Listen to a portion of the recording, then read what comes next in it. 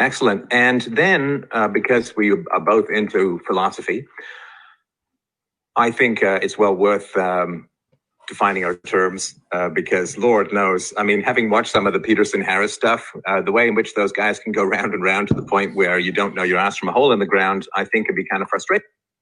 Yes, I remember a podcast on Sam Harris, on Sam Harris podcast series where he had Jordan Peterson as a guest, and they spent like an hour discussing what truth is, and then they had to quit because they more or less started verbally fighting, and then they had to reconnect another day and try and establish that in another podcast a week later or something like that.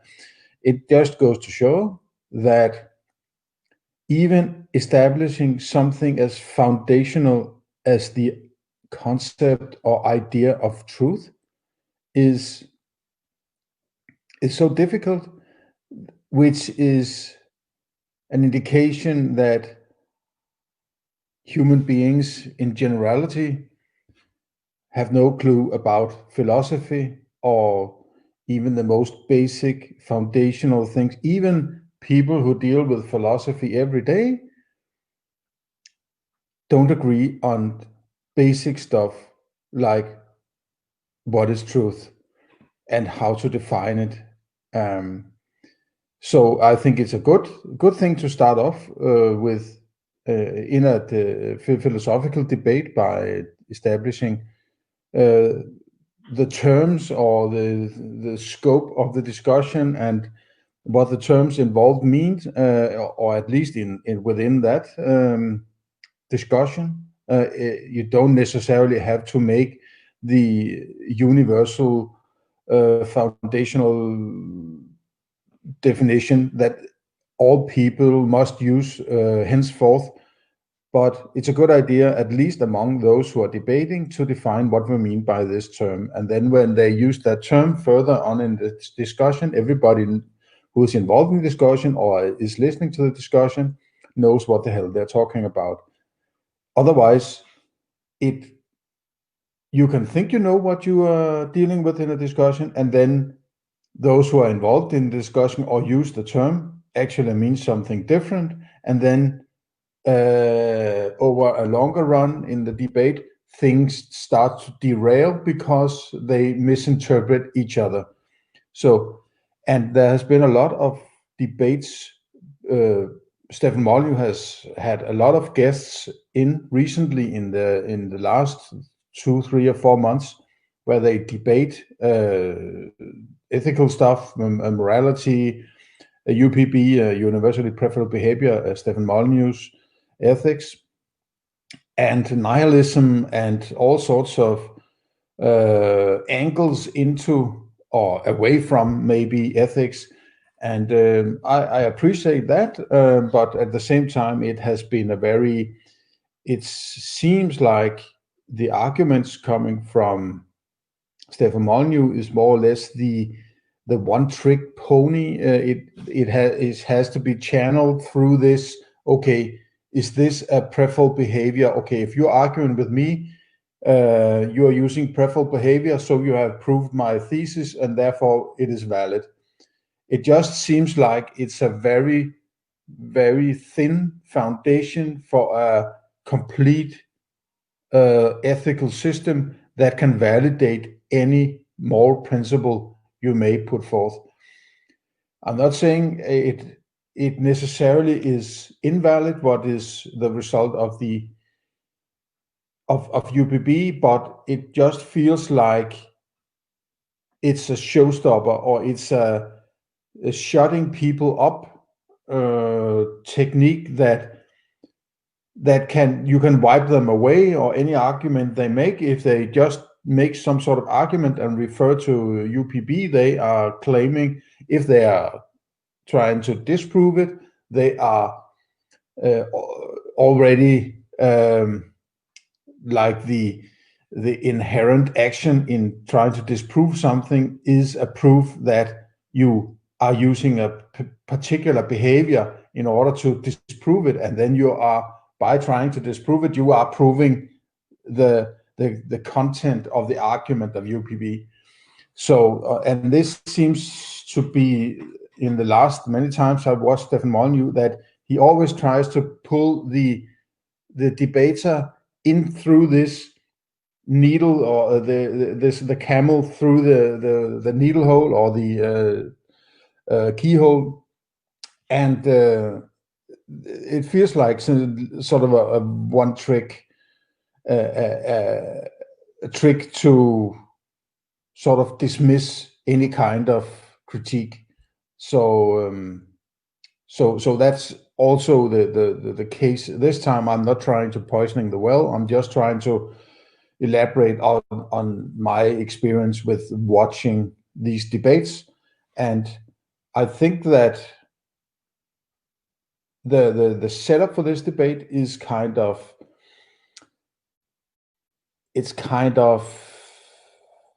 a bad situation, because Rationality Rules is a very sort of subjective, ridiculing, using sort of in his videos, critiques of UPB are using sort of comparing sort of a personal attack and ridiculing attack, and I don't find that to be good philosophy. I have no particular respect for that kind of. I mean, if it was Stefan Molyneux trying to sing like an aria that that was trying to compete with Maria Callas or something like that, and it sounded like shit to Rationality Rules, and he made fun of that, I would think that would be good fun, right? But a moral principle is not something you joke about. I mean, there are things you can joke about, and there are things you can't joke about. I mean, it has to be ridiculous for it to be joked about, and I'm sure that Stefan Molyneux does not consider universally preferable behavior something to be joked about, and therefore this whole setup for the discussion is sort of already derailed to a large extent. And another thing that surprised me a bit was that Rationality Rules seems very laid back and relaxed, and very like a nice fellow and he's a totally different personality when you get him in sort of real life. And his sort of tongue-in-cheek and making fun of style in his videos is a far cry from the way he acts in this podcast. And I found him way too laid back and too little interested in challenging the core arguments. And when he did, when sort of Stefan Molyneux dismisses him, he sort of says, well, okay, if you don't want me to challenge you, well, I guess it's okay. I found that a bit weak, to be honest, considering his in-your-face approach in his videos. So that's just my opinion, but let's get started. And most, of course, of what we do in philosophy is trying to get to the truth. And I believe that 95% of getting to the truth is at least getting an agreement on terms. So we're going to do that to make sure, because, language is a tricky and slippery thing. I mean, you say something like truth, and it's like everybody kind of knows what that means, but it can mean a very different thing to somebody who's religious, to somebody who is scientific, to somebody who's a Platonist, to somebody who's an Aristotelian, to somebody who's an objectivist. And so all this kind of stuff we need to define. So, I guess personally, I am not fond of classifying the idea of what truth is from what your angle towards philosophy is. It may be the case that people who sort of, quote, defends specific philosophical agendas or isms or whatever have their own definition of truth, but that is not a foundation for arriving at a definition of truth. And you have any it's a good idea to establish it, because if there's a difference in how you describe truth, you have to agree on it before you, I mean, if it should be really foundational and strict, I would say you will start off by agreeing on metaphysics, and then you start to agree on what knowledge is, and then you try to agree what truth is, and then you agree on what ethics and morality is and how it should be performed, or how you should arrive at things. And but I guess truth is a good start. Guess what I'm saying is get comfortable, people, because we're going to be chewing through a lot of stuff. But I promise you, it is going to be immensely illuminating for all of us. So, do you want to steel man first? Do you want me to take a swing at it, and then we'll get into our definitions?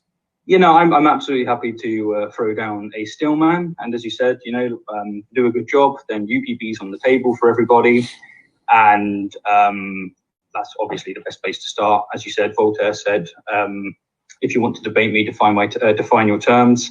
And if I fail, then it gives you ample opportunity to fix where it went wrong. And in any case, we have UPB clearly on the table. So I'll give it a go. And to preface it, I'm going to employ a metaphor that you used in your book, only just for a small while, because I think it's actually a really good one. It represents just what's at stake. And that is that you said there is a terrible beast of stupendous power, a dragon or a basilisk, which tyrannizes the surrounding lands. Wave after wave of champions, such as the likes of Socrates, Plato, Hume, and Kant, try to match their strength against this tyrant, try and fail. This beast is the belief that it is impossible to define an objective, rational, secular, and scientific ethical system. It is the holy grail of philosophy, and Personally, I find this to be one of the very weakest parts of UPB, the book UPB by Stefan Molyneux, that you starting off with a metaphor like slaying a beast, which is sort of a fairy tale, violent kind of metaphor that strikes me as trying to manipulate your emotion and making religious references by referring to the Holy Grail. I know that it's a kind of a slang, but it's still comparing philosophy and religion, which I'm not too fond of. But let's just say that ethics and a moral principle is the most important task a philosopher can put his mind to. The desperate villager's only hope is for a man to appear who can defeat the beast. You believe that you are that man? That's fair play, man. Before leaving the tavern to fight the beast, you equip your armor and weapons by noting a few philosophical concepts, I would say, with a trusted sword being the notion of self-contradictory arguments, which you refer to as self-defeating in the book and also self-detonating. To give a few examples, you can't communicate to someone that you don't exist, since communication requires existence. You can't say that there's no such thing as truth, since one could easily retort, is that true? And you can't say that language is meaningless, since in order to verbally communicate that language is meaningless, language must at least have some meaning, right? Now, with this sword held tightly in your grasp, you declare that those preferences which can be considered binding on others can be termed universal preferences. I might add of contradictory. I understand what Stefan and what Rationality Rules try to repeat from it, but from a metaphysical standpoint, all you can really claim is that you have an experience. You have an experience when you're speaking and you hear someone else, quote, speaking, that other speaking, your own speaking, and that other speaking are only experiences. And when you express something, you are, in a sensory sense, only creating sounds with your mouth. And what you claim is that when I make these sounds, I am trying to, quote, communicate to that other experience that I have, which I call a human being, and which I haven't experienced, that they can make the same kind of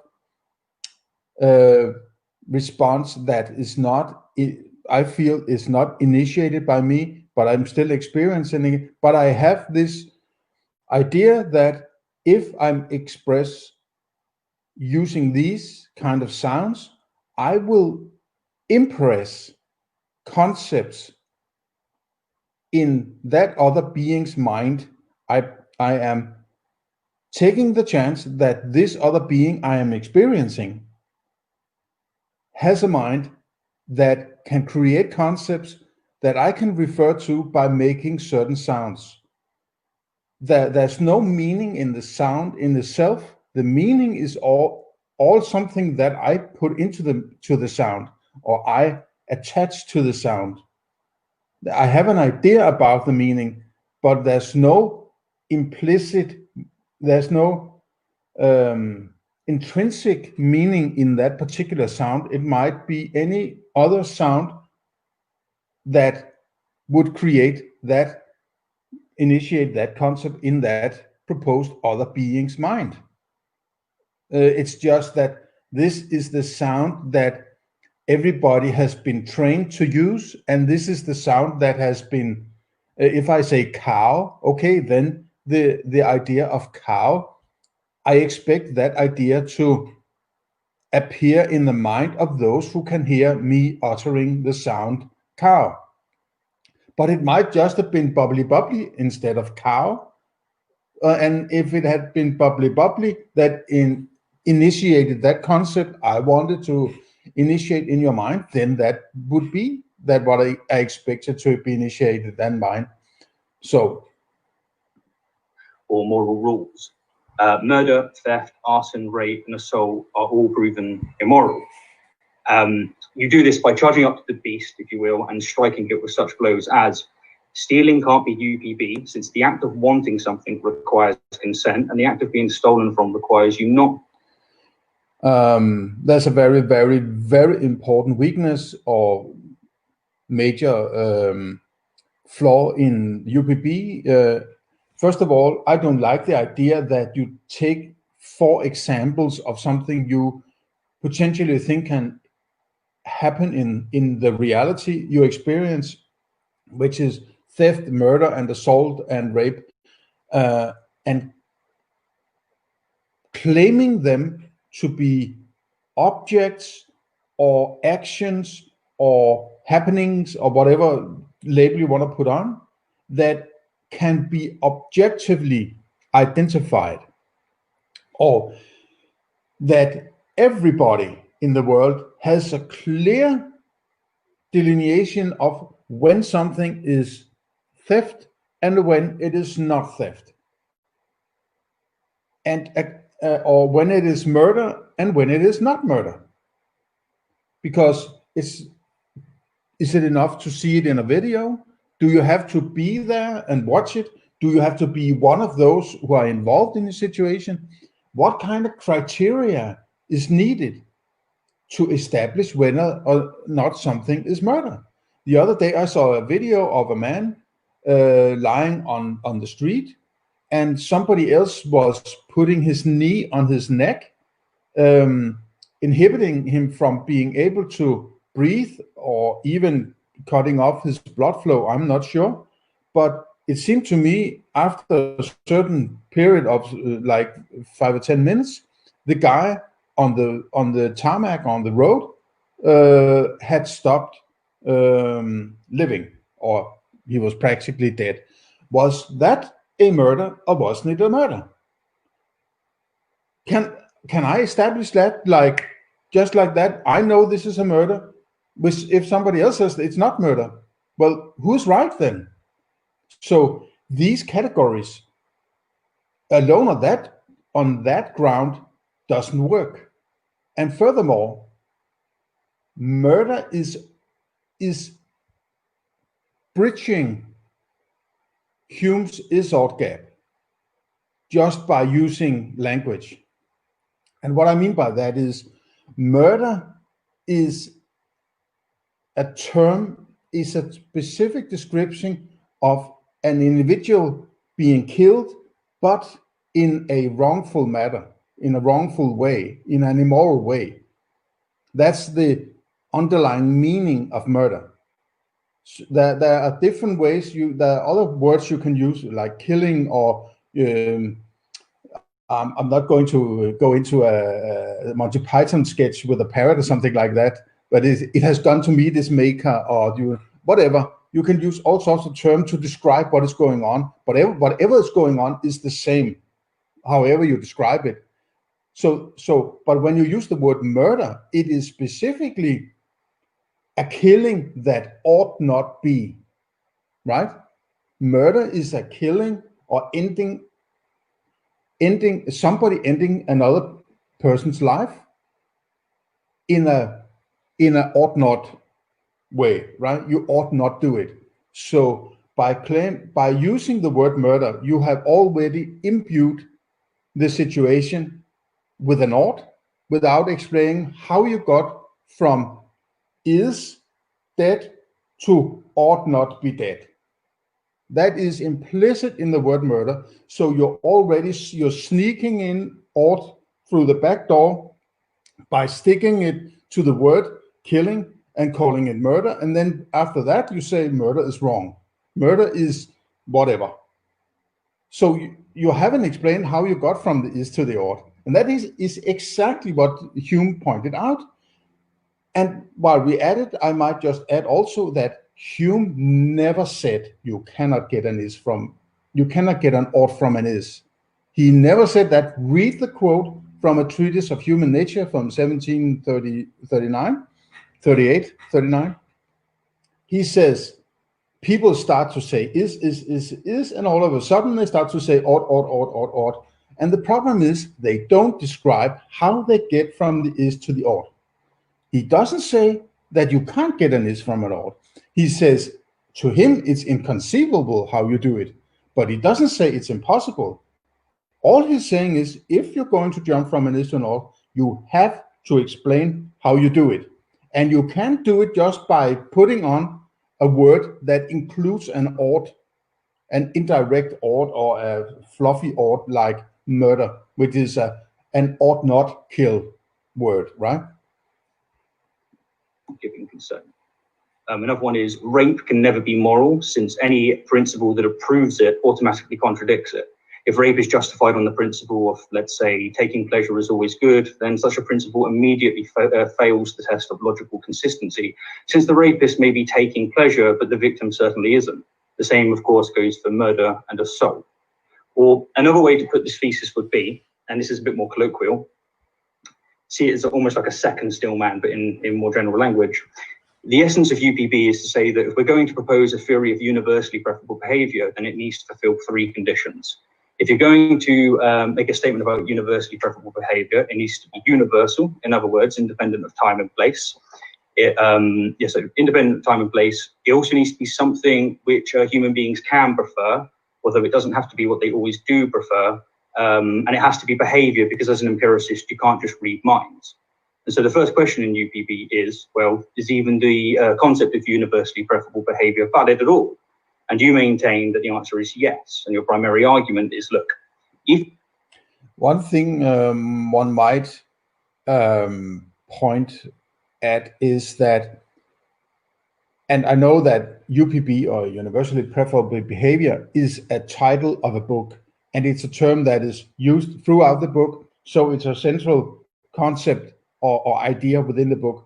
And you shouldn't maybe put everything into interpreting a book title.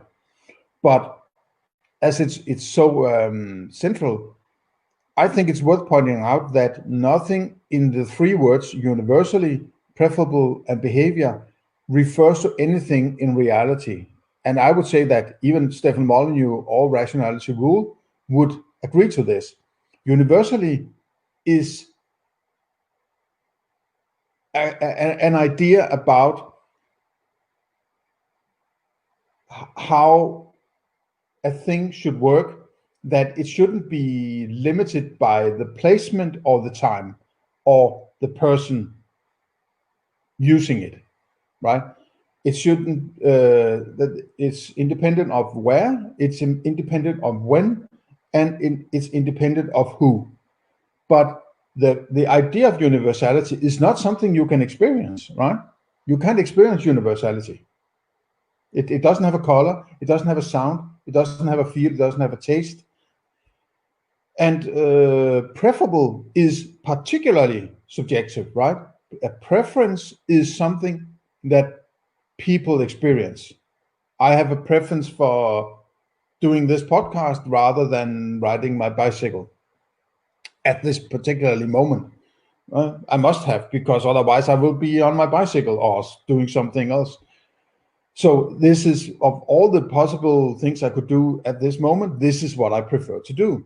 I agree with that. But my preference is not something I am experiencing from the external. It's not coming through my five senses. It's coming from inside my mind or my body or whatever it is. It's an particularly subjective only experience. So preferences are not a part of reality.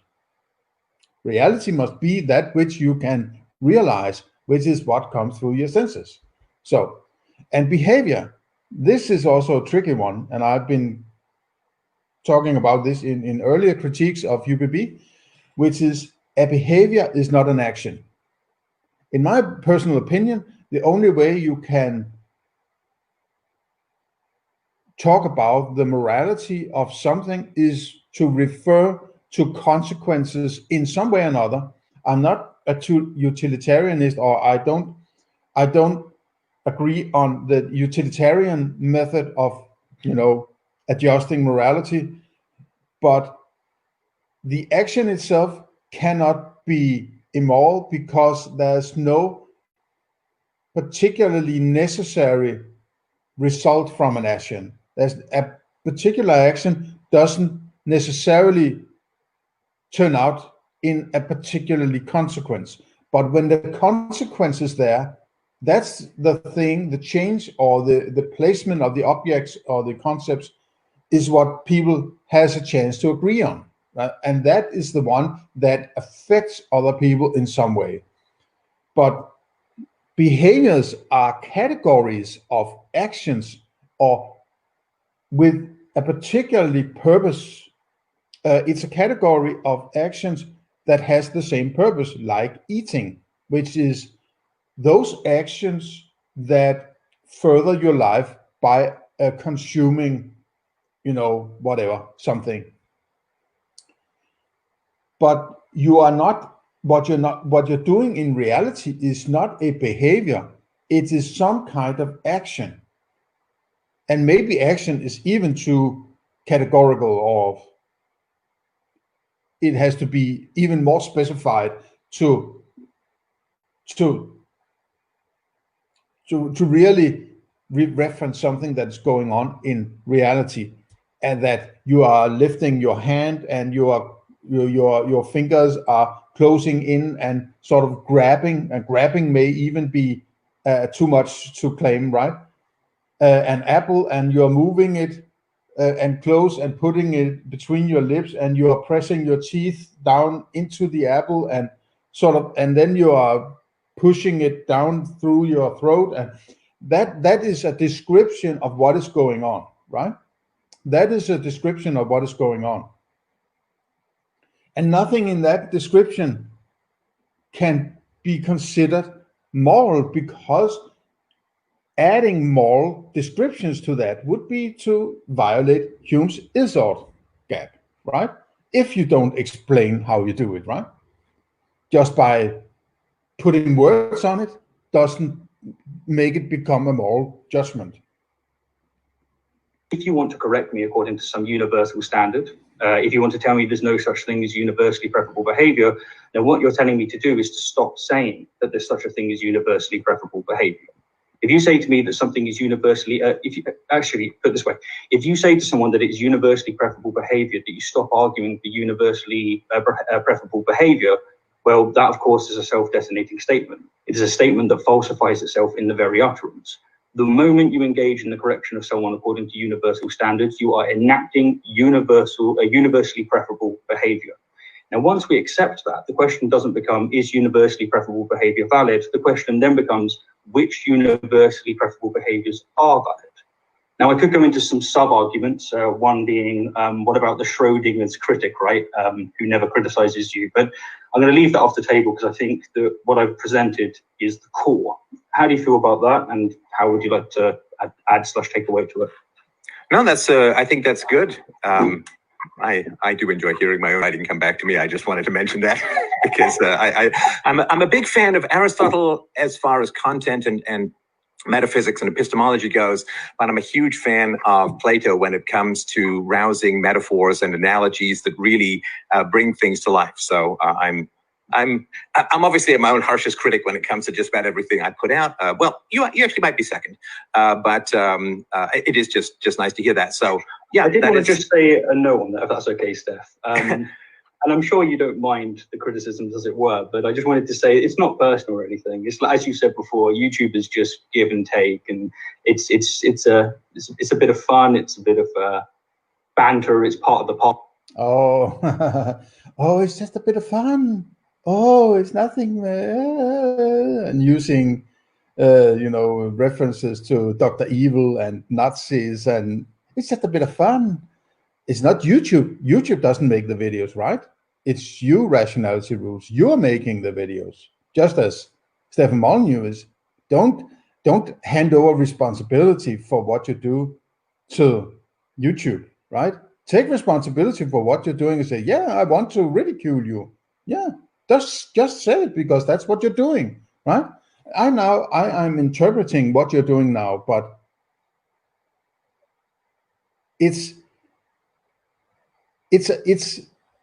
I like when people are straight up with what they're. I mean, it's weird when you are on YouTube. You are very in your face and you're provocative and ridiculing, and then when people meet you in real life, you're like, oh, it's just a bit of fun, Oh, it's just a bit of fun. It's like, it's sort of passive aggressive, in my opinion. And now it just looks like a nice little Christian kid, right? Nice manners, and oh, it's just also, as you've explained to others. Sure. Now, yeah. So the issue is there are 4 bands that just about every reasonable moral system has at its core, and the question is why. So the bans are on rape, theft, assault, and murder. And UPB says, okay, well, theft, stealing can't be universally preferable behavior. It's impossible, because steal. Again, we have that ought imbued term, stealing.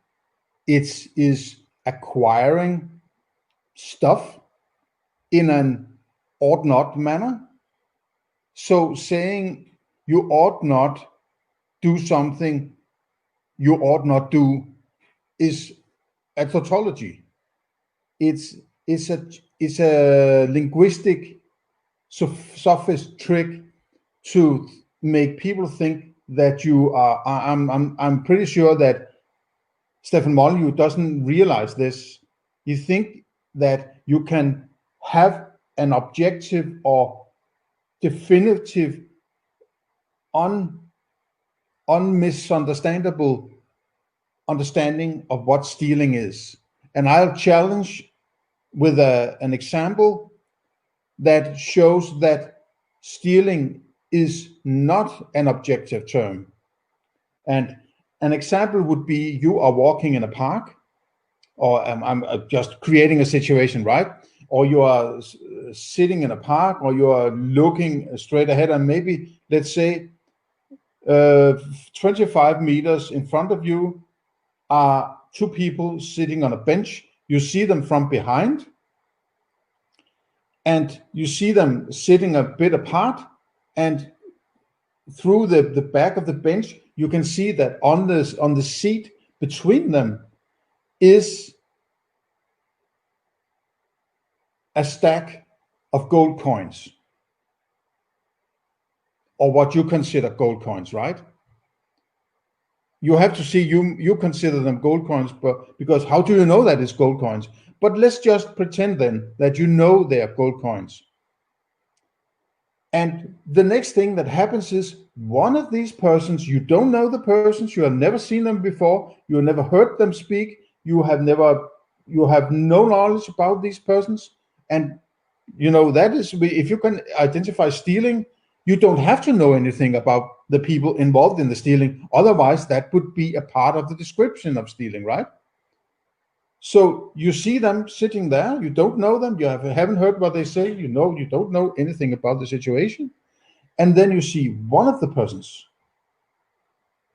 grab the stack of gold coin, stand up and leave. That's what you have experienced. Is that stealing or isn't it stealing? Right? If you're saying stealing is this, stealing is that, I shouldn't in any way be confused about whether this is stealing. I should be able to say this is stealing, or I should be just not interested in it because it wouldn't be stealing. But you can't do that, right? You don't know whether this is stealing or not. So the term stealing is not a crystal clear experience. It cannot be. So it cannot be a foundational concept for determining whether or not something is a moral principle or not, right?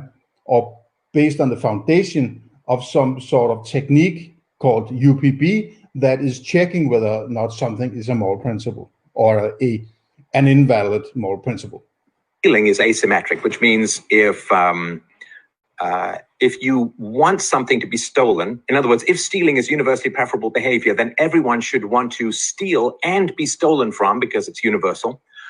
But if somebody wants to be stolen from, it can't be theft. In the same way that if somebody wants to have sex, it can't be rape.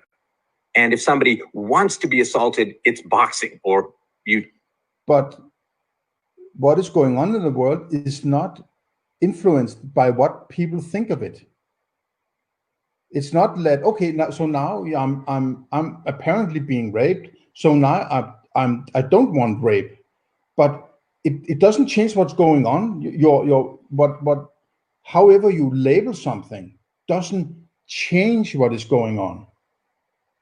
So yeah, I understand that it cannot be wanted by both at the same time, but it goes on all the time. People are subjected to something they really don't want.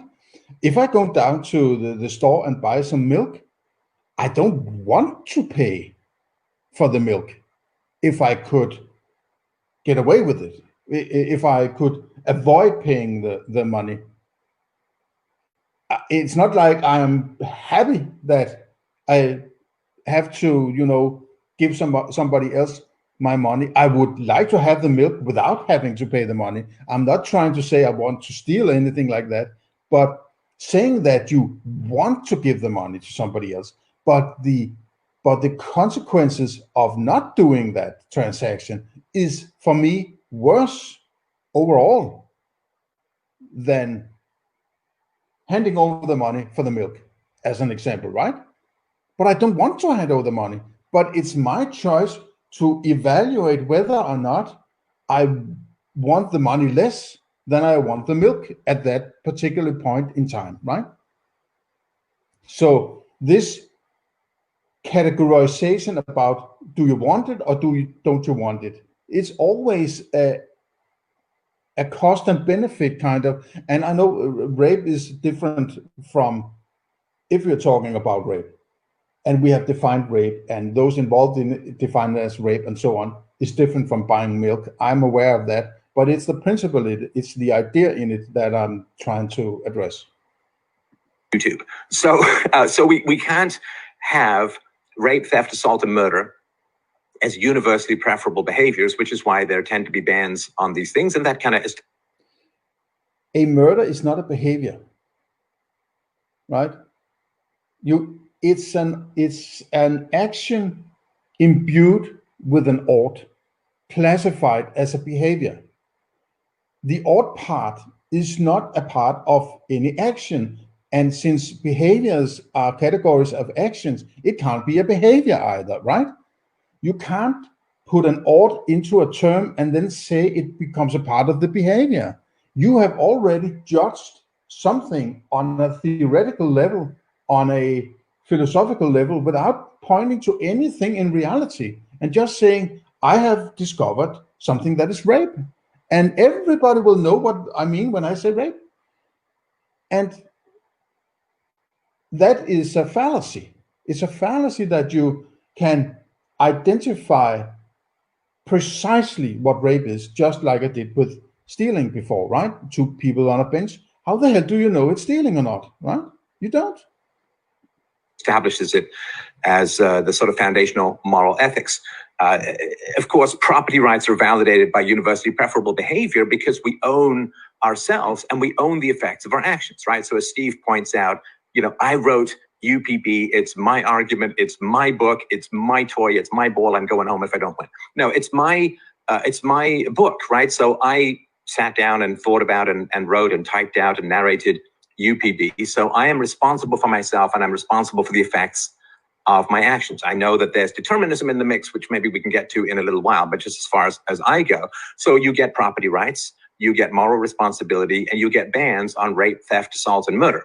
And that's a pretty tidy bow to put around a moral system. So, okay, getting a ban on something is appealing to an authority who has to decide whether or not something is that which you have already claimed is it, right? If there's a ban on murder, somebody has to know what that murder is. If people don't know that, as I claim, they can't decide objectively in the same fashion everywhere at all times by anyone. It's an appeal, it's an implicit appeal to an authority, and that is the problem that underlies faulty moral principles, because they don't work. They claim more knowledge than they have.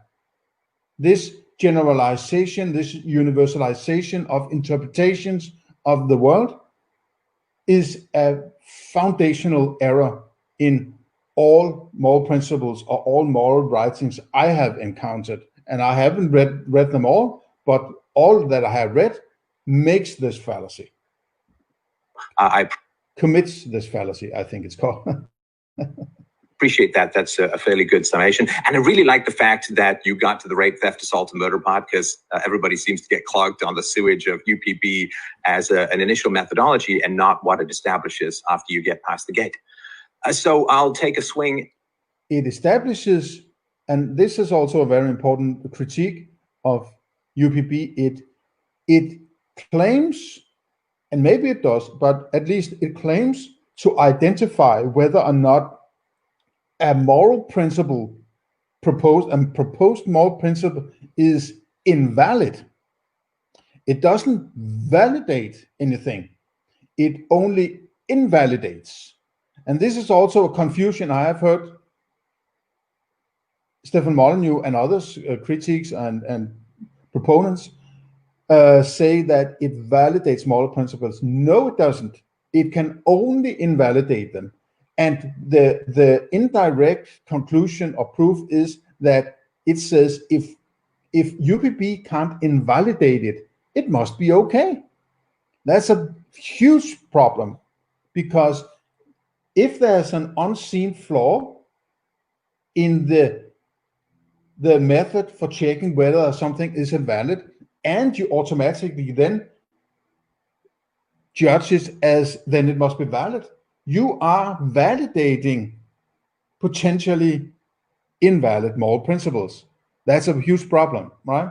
You can't judge whether an animal is an elephant by saying, well, it's not a tiger, and it's not a zebra, it's not a snake, it's not a flea, it's not a beaver, and therefore it must be an elephant, right? Maybe it's not the best analogy, but it's akin to the same method that, okay, I guess it must be an elephant then, because I can't disprove that. I can't prove that it's can't prove it directly that it's okay, but I can disprove that it's a beaver. I can disprove that it's a flea. I can disprove that it's a zebra. So I guess it must be okay. It's a very bad kind of, it's a very weak, at least, kind of judgment of a moral principle, in my opinion. The only thing you should do is start from scratch, metaphysics, epistemology, the whole way, the whole 9 yards, get to a freaking moral principle and say, this is what I think you should, how you should check whether or not what you are about to do or what somebody else is about to do is immoral or not. Add your objections, if that makes sense. Sorry, if it would be okay, because yes, if we want to get down to the nitty-gritty as effectively as possible, would you mind? Oh, the nitty-gritty. I'm giving a go at stillmanning Immanuel Kant's hypothetical and categorical imperative, because that is the main criticism I'm going to be throwing at you today. Would that be okay by you? The Kant's categorical imperative? So the categorical and hypothetical. I'm not an expert on Kant, but from what I recall, the categorical imperative goes something like, act as if the principle of your action becomes a general maxim for everyone. And that's not the same as UPB. So for instance, I've always had a big problem, but I might have to read up on Immanuel Kant. But that imperative doesn't actually tell you anything about what you should do or not. Act as if it became a general law, right? But if I'm going, okay, now I'm going to brush my teeth. Okay, is this immoral or not? Okay, let's say it's a general universal law. Okay, everybody should brush their teeth now with my toothbrush and toothpaste in my bathroom at the same time as me. But I can't do that because, okay, should they bring their own brushes or should they just do it everywhere in their own space at the same time as me? Or is it just every evening? Or, I mean, it fades out into this, what the hell is he talking about, right?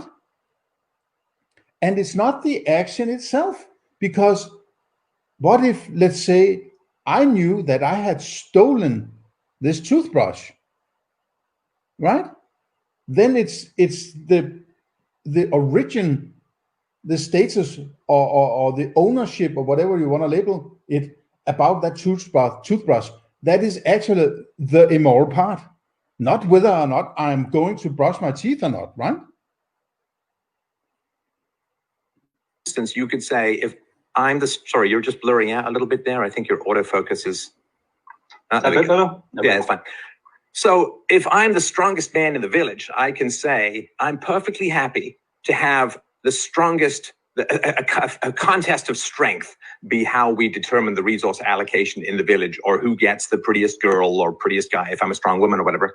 So there are ways in which taking your own principle of action, making it a universal principle, can end up with non-universally preferable behavior. So if you're the meanest and toughest guy and you have no conscience, you might say the capacity for brutality is how we should organize things in society, and then the more sensitive souls among us would be.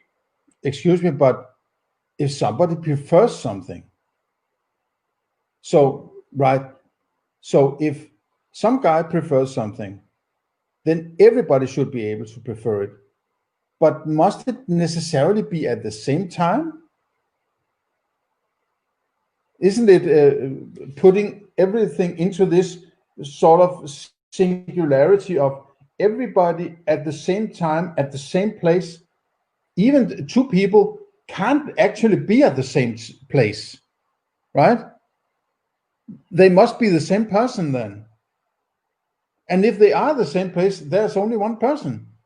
And if they are at different places, well, it takes time to come to the other guy's or person's place, and then we are not at the same time anymore, right? So this at the same time, same place, same thinking. This is not murder. This is murder. How do we? It all flows in a sort of. Stefan knows what it is, and then he just says, "Well, I guess then everybody else must know it because I know it, right?" That's a huge leap. That is beyond beyond possibility within how things work, in my opinion. Be kind of plowed under by that combine harvester. So I do have particular criticisms of Immanuel Kant. Plus, of course, Immanuel Kant, in his application of his philosophy, ended up saying you have to obey the king, the prince, the ruler, no matter what. And that's, well, that's, you know, by your fruits shall you know them, so to speak, right? I mean, if you end up in your moral philosophy saying, well, okay, if Hitler tells you to kill Jews, then you just go kill Jews, then something's gone wrong. I agree with that, but that is, you know, it just goes to show if that is what Immanuel Kant wrote. I don't know that, but it's just yeah, well, Prussianism, I think it's called, that obey your masters. It goes way back to the Holy Roman Empire and all that, right? So enough of that. Along the way, that's not a good outcome to get out of your philosophy. So Kant's philosophy is, well, is one of the things that laid the foundations for some of the totalitarian horrors of the 20th century. That's not specifically a disproof of his hypothesis, but it is sort of an example of, or an indication that he may have gone wrong somewhere. Sure. So, like, if you don't mind, I'll stick it on the table just because it's really. I might add that if I make a moral principle and I violate it, and I state a moral principle and I say this is how you do it, and so on, and I then violate it myself by being hypocritical and do something that is opposite to that, or says that some ruler, like, you know, the prime minister should do this or do that, that doesn't necessarily invalidate my moral principle. I may just be the biggest hypocrite when it comes to you know, rolling it out in real life. That if Immanuel Kant was in a university in Königsberg, I think, and he was a math teacher, and he sort of more or less worked in sort of a state environment, I guess, in some sort, and he wouldn't want to lose his job by saying, yes, of course, there shouldn't be a leader, right? And this is also something that Stefan Molyneux has pointed out again and again and again, that it seems that the only philosophers we have heard about are those who are licking the ass of the masters. So I just want to point out that just because Immanuel Kant and maybe Plato and others were freaking hypocrites, it doesn't necessarily invalidate their moral principle, right? In fact, it might be an indicator that the moral principle is actually in the right direction, because he has to be a hypocrite about it in order to survive. Clean. Like, you're correct on the categorical aspect of it being something that applies categorically, but just for everybody listening, because I think it's a really important point as it relates to a lot of my criticisms. Kant came up with two things, and that is a hypothetical imperative and a categorical imperative. And the hypothetical is like the if-then, right? Yeah, exactly. Yeah. So a hypothetical imperative is an action that you should do if and only if you want to promote some goal, whereas a categorical imperative is an action that you should do no matter your goals. And that is also a fallacy, because there are no way you can know whether an action is going to have a specific result. The results are always, the perceived results of an action are always in the future. And by definition, you cannot know about the future because you don't have the sense data yet. So you can't claim you know what's going to happen from an action. It is impossible. You can have theories and ideas and you know, scientific methods and all. You only know it when you experience it. And as Hume also pointed out, there are no necessary connection that you can identify that must lead from something to something else. It's only that you might have a memory of that when you did things on these specific circumstances, the experience was that this seems to be the result, right? But you don't know that, right? You don't know what is going to happen. What happened or happens is only there when you are in the now, and when you are claiming that you know that this is going to lead to that. It's an hypothesis. It's a claim of something you don't know yet. And there's nothing about your action in itself that must lead to that result. To put this in terms of logic, hypothetical imperatives are formulated as if you want X, do Y, whereas categorical imperatives are formulated as just do Y. So just a few examples for everybody. A hypothetical would be, if you want to stay out of prison, you must not murder. If you want to stay out of prison, you must not murder. If you don't want this, you shouldn't do this. That's a weird argument. If you don't want this, you shouldn't do this. I'm not sure that is hypothetical. It has to be positive, doesn't it? If you want a sandwich, you must buy some bread and some butter and whatever, tomatoes and cheese and ham. If you don't want this, you shouldn't do this. But is there only one thing you shouldn't do to avoid something? I can avoid not making that podcast by doing an infinity of other kinds of actions, right? Weird argument. Basically, you can only say you must not murder given that goal, whereas a categorical imperative would simply say do not murder, or thou shalt not kill. Thou shalt not kill, thou shalt not murder. Now Rationality Rules is mixing up. He's equivocating two terms. One is killing, the other is murder. So, and one of them is imbued with an ought, which is murder. The killing is not. Maybe it's also imbued with some kind of ought, but it's not as strong as murder, right? So let's say that killing is not imbued with ought, but murder is. Which one is it? Killing someone is just, how I can do it by putting a knife into somebody. Maybe I can strangulate them, I can jump on them, I can beat them with something, I can give them something that poisons and then kill them. But that in itself doesn't have any oughts. And then you just label it as murder. Okay, then so where did the ought come from?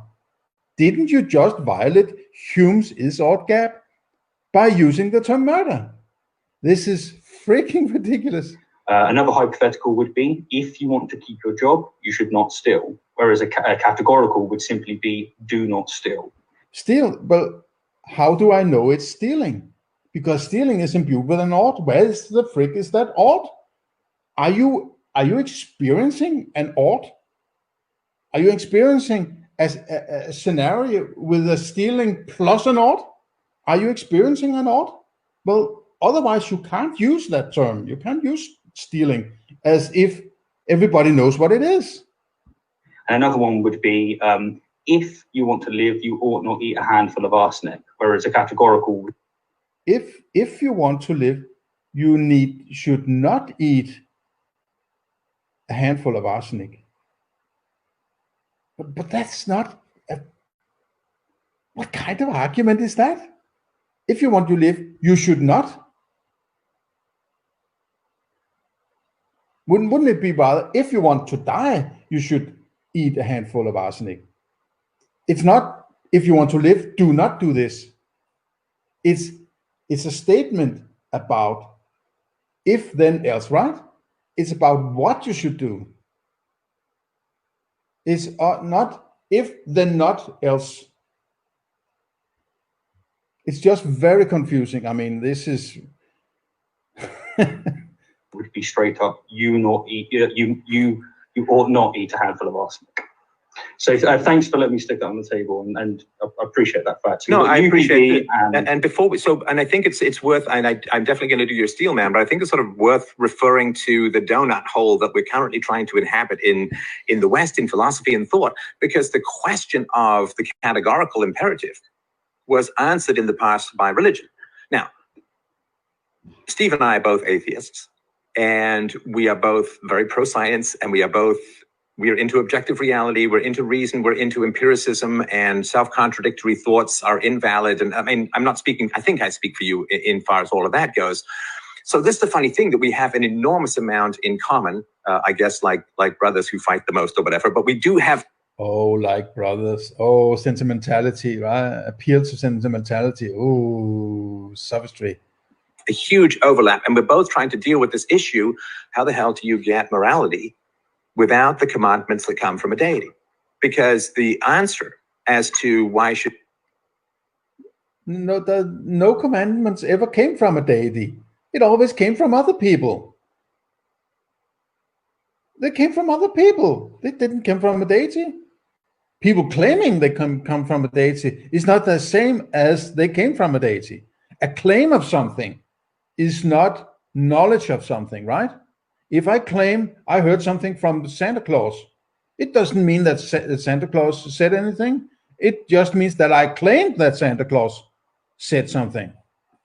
Shouldn't you steal for religious people in general, Christians and I mean, all the Old Testament religions, right? Judaism and Islam and Christianity. Their answer is, well, don't steal because God says thou shalt not steal, and God is the moral arbiter of the universe, and God is all powerful and all knowing and all good and all that kind of stuff. So that's, that's asked and answered.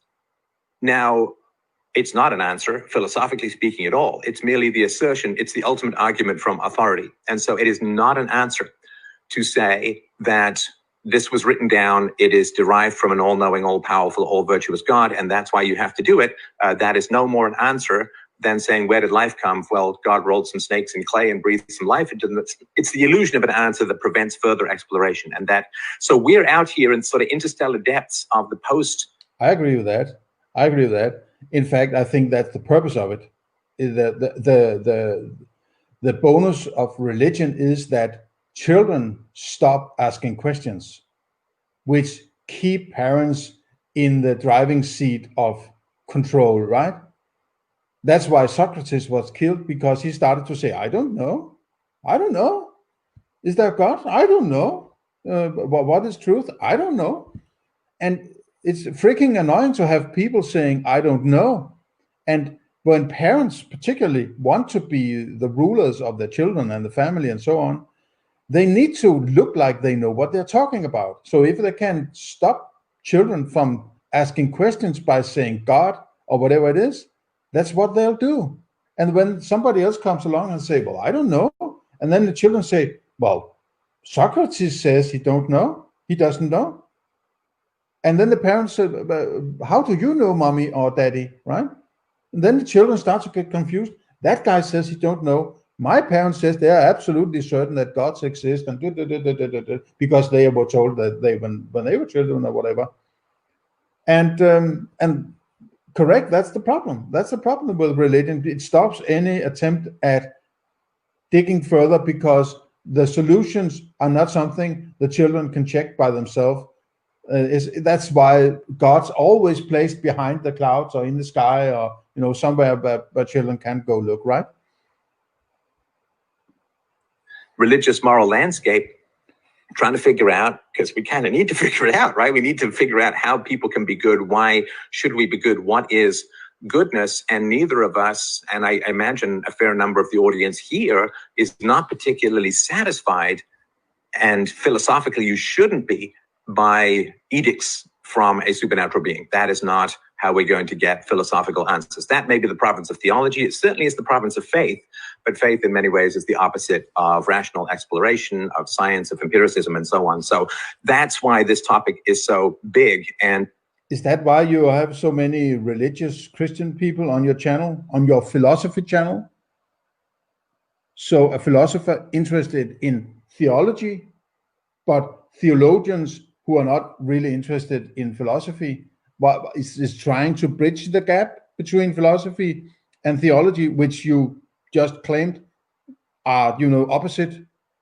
I don't get it. I mean, I don't get it. I think it's sophist.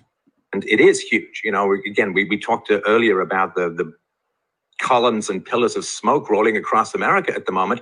That's people who don't believe that they can reason with each other, and so they're taken to the streets and there's violence. If we lose reason, if we lose the conversation, we gain nothing but endless war and conflict. And of course, we saw this in Europe, 300 years of civil war based upon religious groups trying to wrestle control of various state governments in order to impose their views on everyone else and avoid having other people's views imposed upon them, to the point where Europe said the only way we can survive is to separate church and state. And so that's where we are, and this is why it is so absolutely essential. If we can't be good, if we can't self-restrain, we can't have a civilization, because the government can't play whack-a-mole. I mean, you see this, all of these rioters out there, they're not doing the right thing. And I'm not talking about the protesters. Protesters is perfectly fine. But the rioters out there, they have overwhelmed the body politic. If we don't have self-restraint, if we don't have internal management and an internal way to be good, we lose everything. So this is really, really important, this conversation. So if there's anything you want to add to that, I'll get into the steel man, but I just really wanted to put that context for our listeners and I guess for the world. No, Okay, so the argument is, well, it's so important that we just get something out there that people can understand. So I guess we don't need to criticize my moral principle that much. We just need to get it out to the people so we can save the world. Doesn't really matter too much how valid it is. I think it's valid. I like it. It's my principle. I have defended it for 15 years and nobody has been able to criticize it. And so we just needed to get out to the people to save the world. Not a good argument. I appreciate all that you're saying there, and I agree with the fact that we need objective morality. You and I share something in common, that is that I'm really not a fan of nihilism. I agree with Nietzsche. I think it's something that takes actually incredibly smart people and makes them stand idle and just watch horrific things happen and not interject. And I think they're philosophically consistent. I just think they're not looking at it correctly. So you and I are quite unique in the sense that we're both moral realists, but we get there through different means, as it were. Okay, moral realist. This is a metaphysical aspect, and this is one point where I have never heard, maybe Stefan Molyneux has mentioned the ideas of metaphysics, but he has never done a presentation of the thoughts about, or the academic structure of metaphysics and the concept within it and the terminology within it. Rationality Rules references metaphysics, which is a big deal in Britain. I suppose I guess that most of those metaphysicians and meta-ethicists, excuse me if I mixed up the term, meta-ethics, are from Great Britain, a lot of them. So it's a popular sort of endeavor to go into metaphysics to try to figure out what are we really talking about when we're talking about ethics. But moral realism is the claim that you can experience morality. When you say something is wrong or right, it's the same as saying murder or stealing. You can identify stealing by looking at it. And at the same time, as he just said, it has to be objective. And if something is objective, it must be the same for everybody. It means that everybody should be able to pinpoint exactly when something becomes stealing, or it becomes this is wrong or this is right. So purely by sense data, you can experience morality. I am absolutely against that because it's impossible. You can't do it. You can't experience it. You are violating Hume's is-ought gap. Absolutely. That's why people are violating it, because they think it can experience it. They think they're experiencing immorality or morality. They are not. They are putting it in themselves and then just thinking they are experiencing it at the same time as they are experiencing something neutral in reality.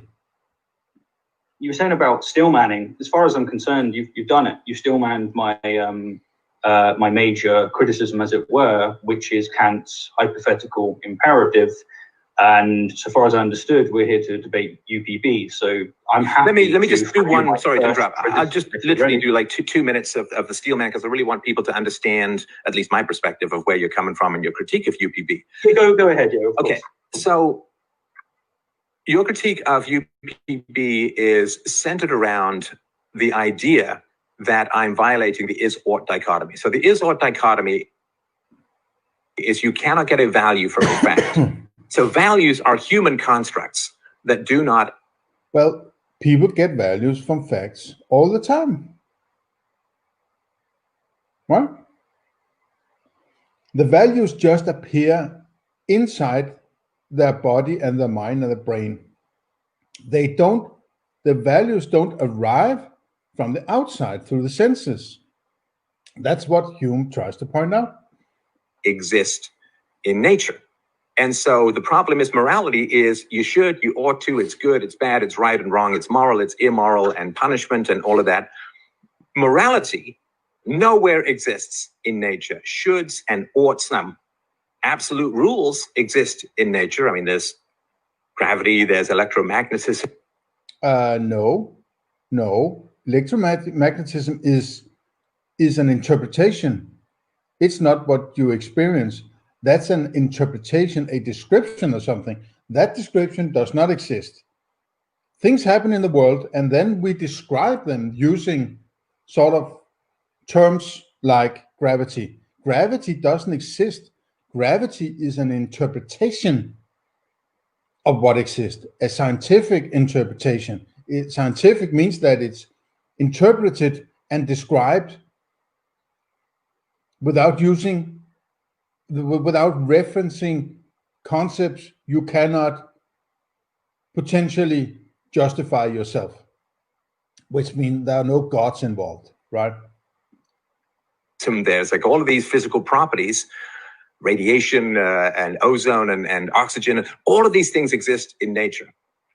But just because you need air to live doesn't mean that somehow everybody ought to provide it to you or not strangle you to block it. There's nothing in nature that says we should or should not do things. And of course, people have their impulses, they have their instincts. Some people want to live peacefully, other people want to take stuff by force and so on. But in the natural world, there is no such thing as virtue. In fact, there is no such thing as truth in the natural world. Truth is a human construct that is the relationship between concepts in the mind and things in the world, whether it's accurate or inaccurate and so on. So the philosophical concepts that we treasure the most, truth and virtue and courage, these don't exist in nature. And trying to find a way to extract an ought or a should from the mere facts of nature is a doomed enterprise. You always have to summon some imaginary bridge between what is and what ought to be, and try. Now, this is important because this is a reference to Hume's is-ought problem or is-ought gap or whatever, Hume's guillotine, Hume's law, it has many names. It's a very, very, very probably the most important aspect of trying to get to moral principles. It's actually, it's really something that anyone trying to establish a moral principle, in my opinion, must address somehow. But there's one very important point about it that most people seem to misunderstand. And therefore, I'm going to read aloud the quote from David Hume's book, A Treatise of Human Nature from 1739. And it is book 3, part 1, section 1. And it goes as follows. In every system of morality which I have hitherto met with, I have always remarked that the author proceeds for some time in the ordinary way of reasoning and establishes the being of a god or makes observation concerning human affairs, when all of a sudden I'm surprised to find that instead of the usual copulations of propositions is and is not, I am met with no proposition that is not connected with an ought or an ought not. This change is imperceptible, but is, however, of the last consequence. For as this ought or ought not expresses some new relation or affirmation, it's necessary that it should be observed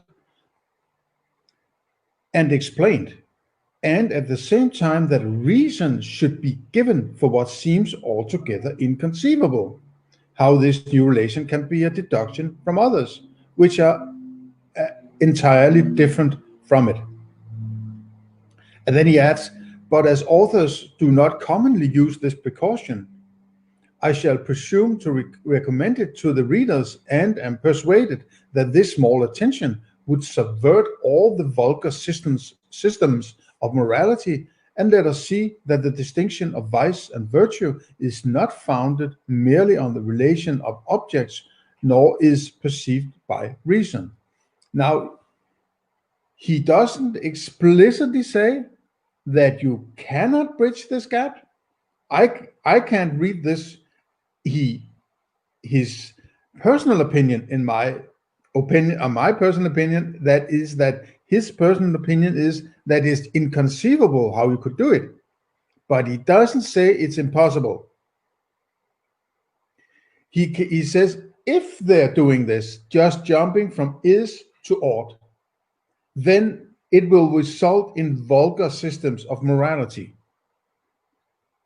So they have to explain how they do it, right?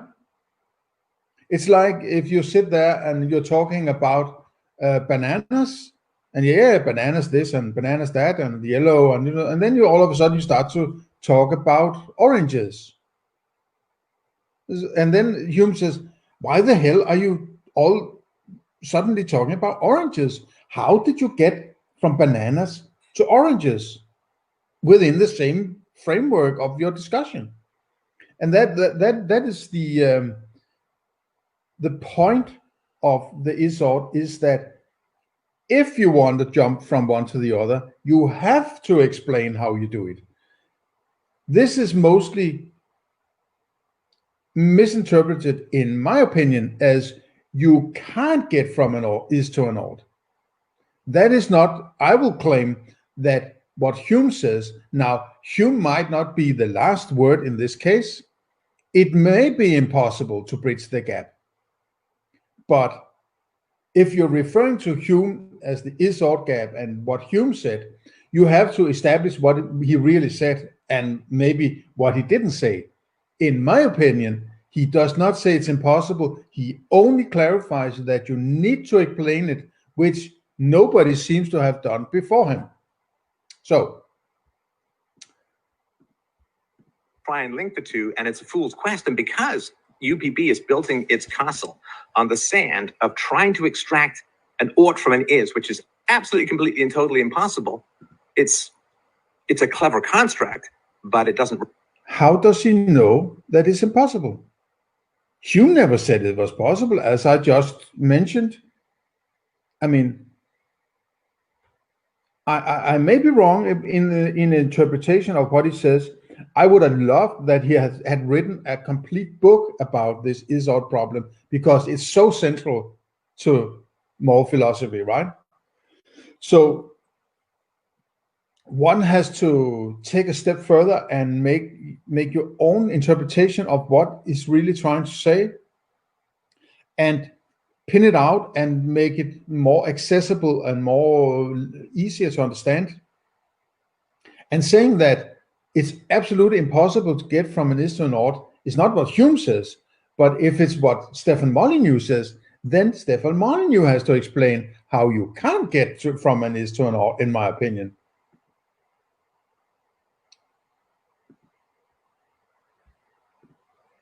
Rest on anything, and if you just want to shrug it off and walk away, you can totally do that viably by just saying, hey, you can't get an ought from an is, and UPB is all about the oughts.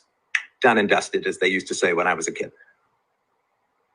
I think that's fairly accurate, yes. I just had a couple of extra bits. Yeah, I might add that one of the problems with Hume's is-ought that people has got this notion that it is impossible to bridge the gap, which is more or less the same as saying morality is just a figment of your imagination. It can never be expressed.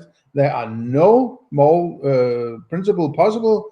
We all need to be nihilists, and nihilists will bring this up, throw it at your face. And I think it's good that they do, but they misinterpret what it is Hume says. They think that he says you cannot get an ought from an is. He does not say that, in my opinion. You only have to explain how you do it. I suppose that this explanation has to be really, really good, really solid. And so people say, yeah, I think in that case, you can bridge the gap. That's how you need to do it in order to bridge the gap. It has to be crystal clear. It shouldn't be Weasley words. And, if I use this word in this way, and you in this specific situation with a carriage and a stick and a beaver and a washing machine, and then it just why these things, right? It has to be something that is crystal clear, so everybody can understand. Yes, you can bridge the is-ought gap. So that's the challenge for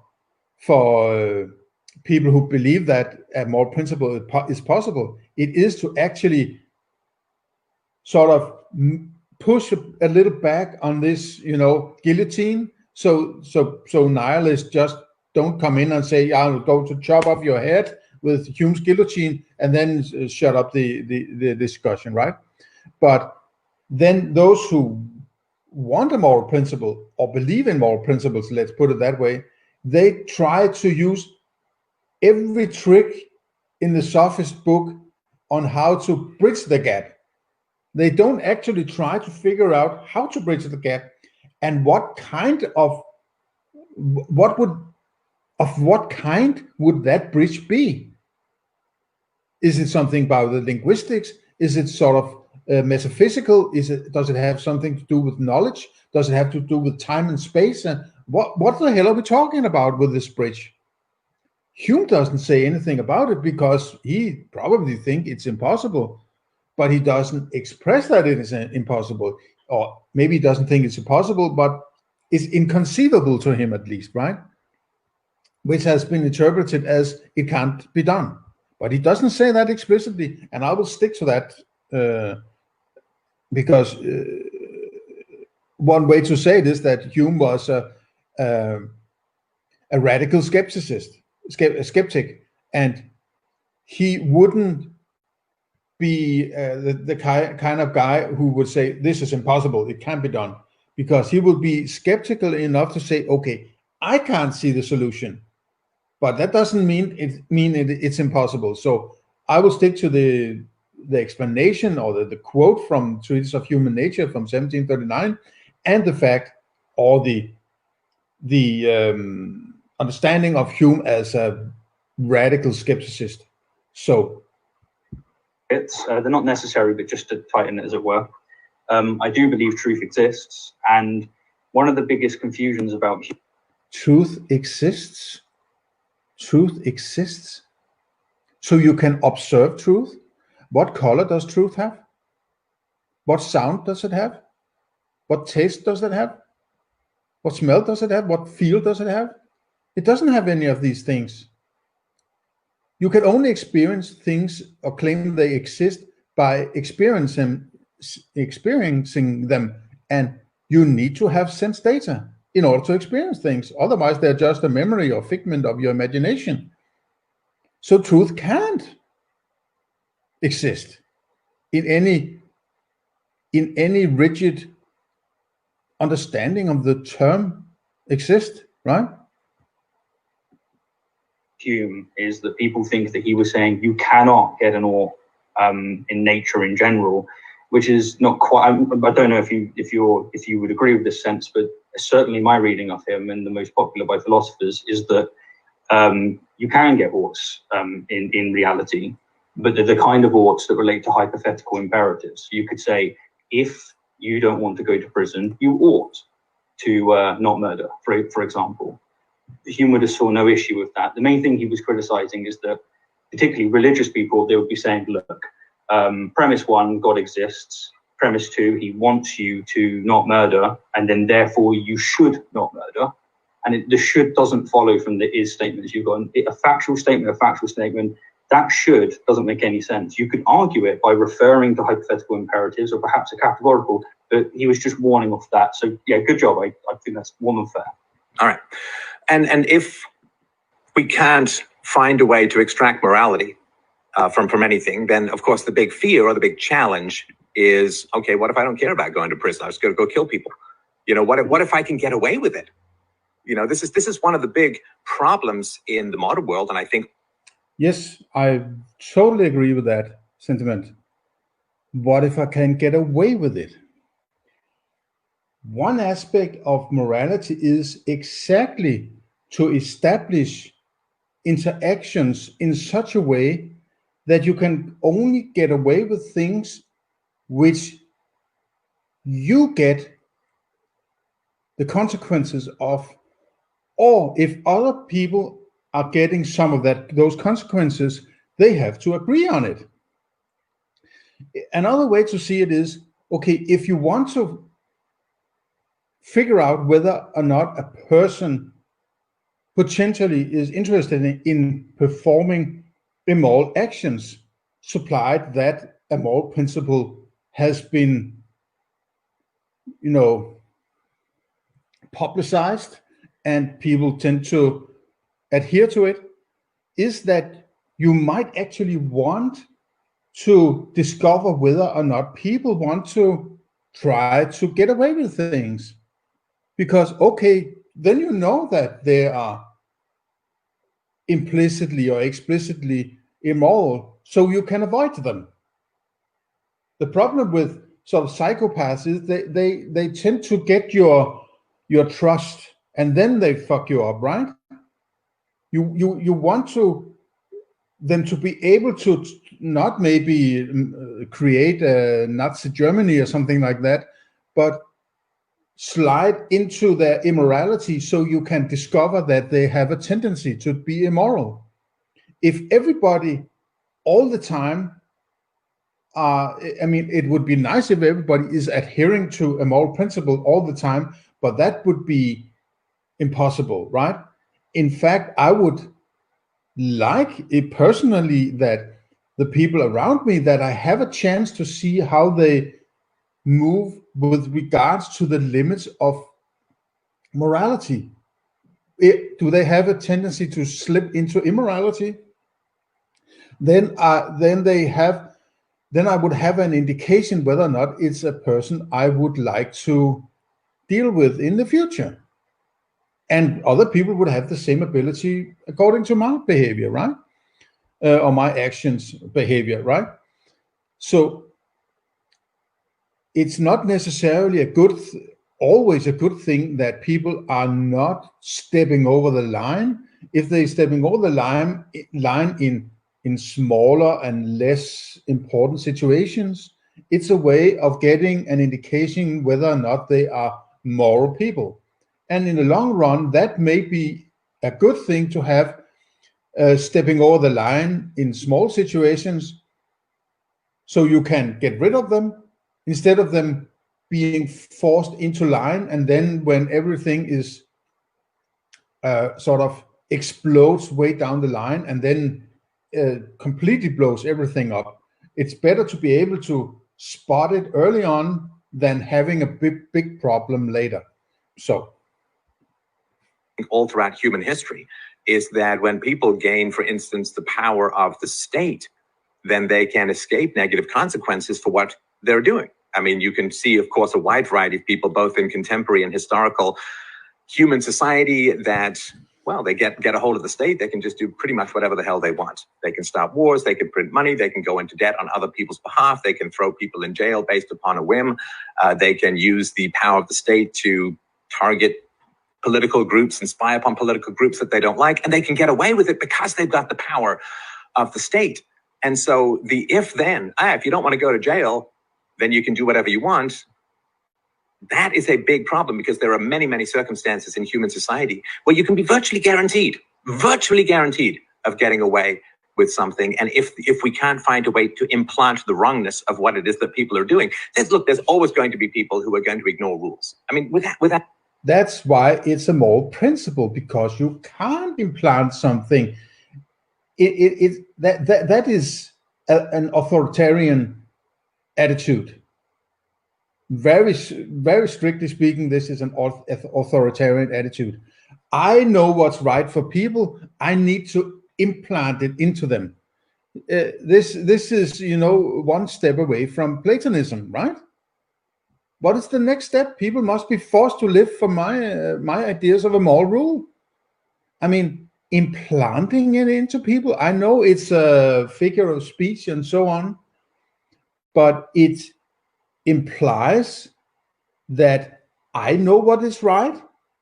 These people don't know what is right.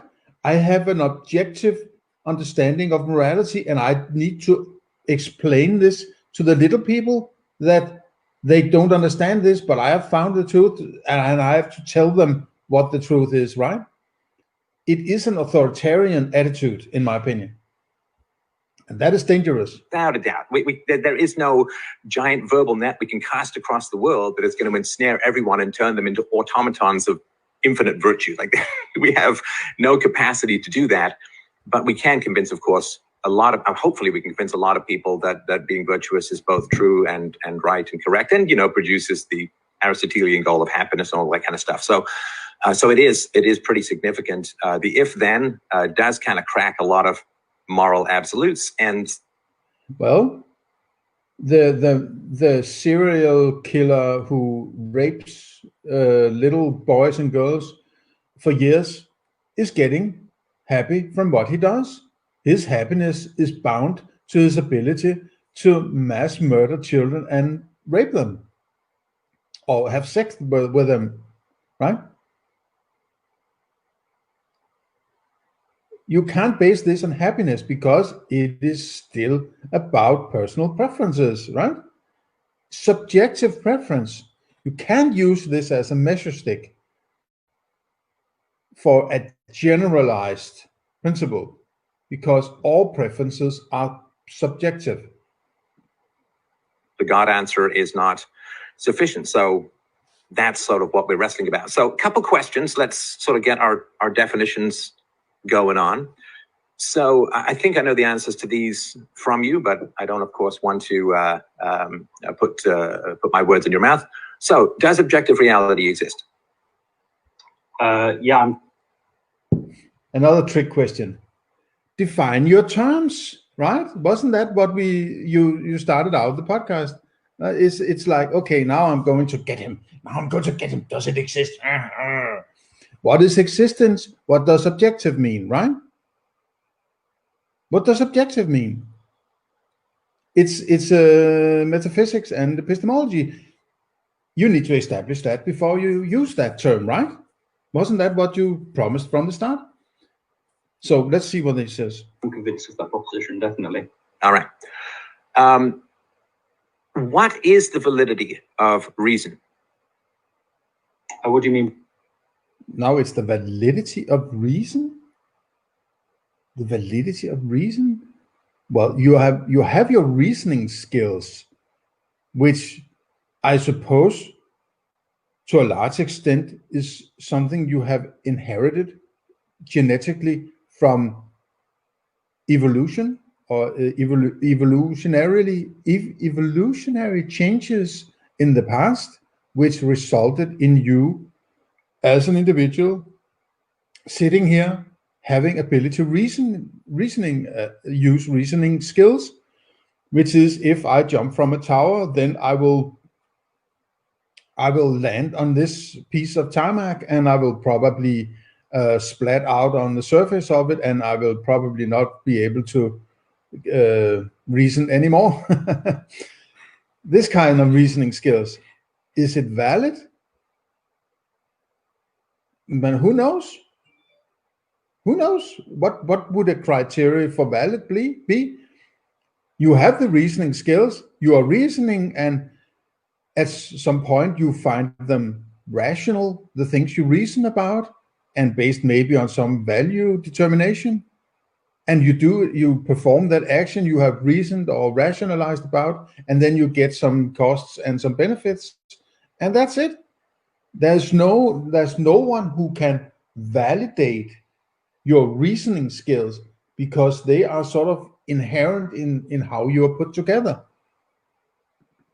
By the validity, because if you're using a reason to justify reason, of course, you're begging the question, you can't really do it, but everyone does it anyway. A good point from Rationality Rules. You are using reasoning skills to validate reason. Yeah, good point. Good point. Smart kid, to paraphrase Stefan Molyneux. That's a good point. You are actually standing in the bucket and trying to pull yourself up. You can't be reasoning about reasoning. You can't validate reasoning by reasoning out a validation. Good point. Anyway, it's a bit of a weird one. Well, I'm not sure about that one. We can say, okay, but what is the value? I mean, you've got a channel called Rationality Rules. You obviously think that reason has value and purpose and some. No, he didn't call it reason rules. He called it Rationality Rules. And I tend to agree with that description. Reasoning is this must follow this according to my ideas of what follows what in you know, if I jump from the tower, I will land on the surface or down on the street or whatever. That is reasoning.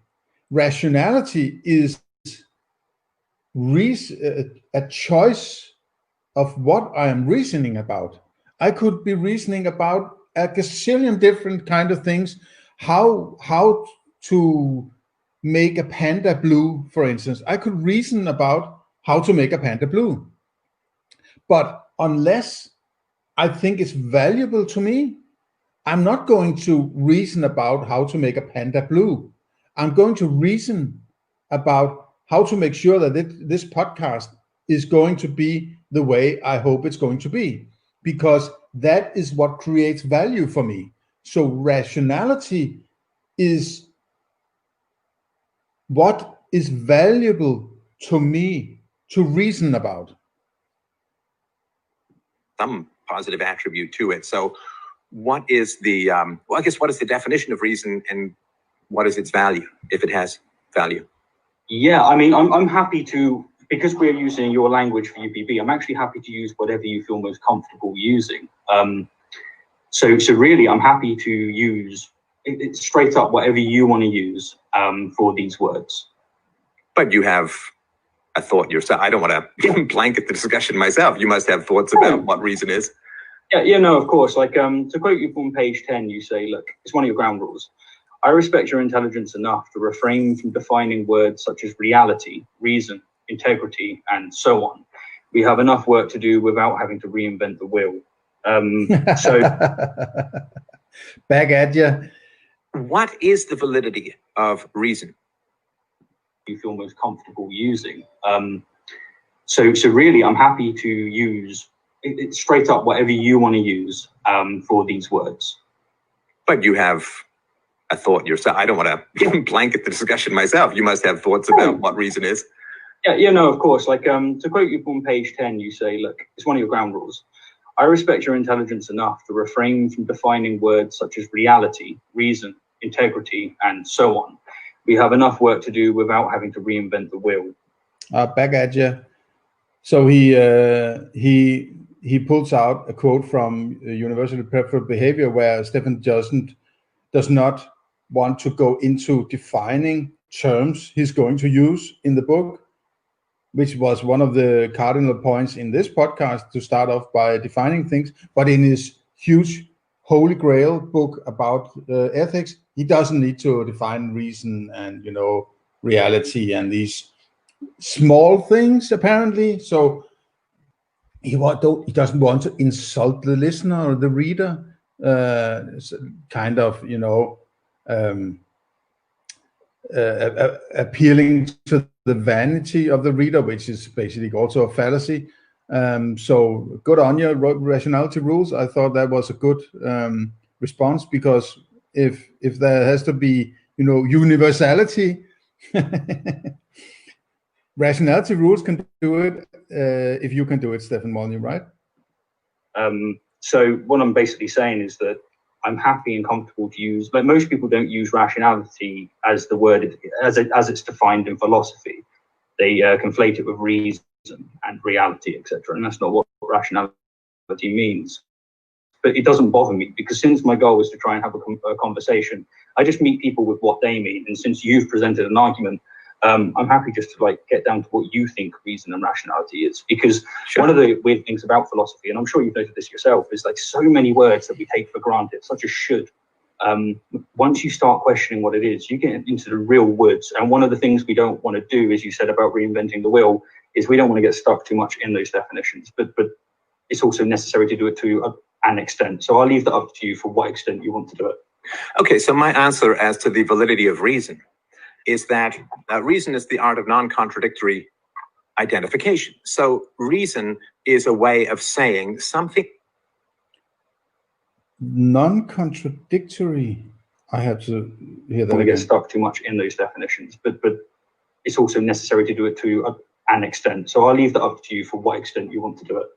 Okay, so my answer as to the validity of reason is that reason is the art of non-contradictory identification. So reason is a way of saying something in our mind we want to map on to reality, because we don't want this solipsistic. Something in our mind we want to map onto reality. So does he think that he has access to two minds or what? He has a mind, and then there's reality, and he's trying to map his mind onto a reality? Or is some part of his mind reality and another part of his mind is not reality, but he tries to map another part of his mind onto that reality? Why don't he, if reality is a part of his mind, why don't he just use that reality instead of trying to confuse himself with something that isn't reality, but something he has to map onto reality? Right? Why does he have two minds then? He has a reality, he has a mind, and he needs to map it onto this. And if it's not a part of his mind, how the hell does he have access to it? Because he only has access to his mental experience. Right? But which one is it then? It can't be both, and then it can't be either of them, right? What are you mapping onto? Right? Are you taking one part of your mind and mapping to another part of your mind and saying, this must match this other part? I know this is right. This could be wrong. This part of our mind could be right. Why does he? I mean, evolutionarily, this doesn't work, because you wouldn't have a part of your mind that is potentially faulty, right? You would only use that part of the mind that was working. If you half of the time get this saber-toothed tiger wrong, those who only using the right part of the mind will survive. So it would be eliminated during evolution. It cannot be done. But if it's not part of your mind, how the hell do you have access to it? It must be a part of your mind, otherwise you can't experience it. It's complete nonsense.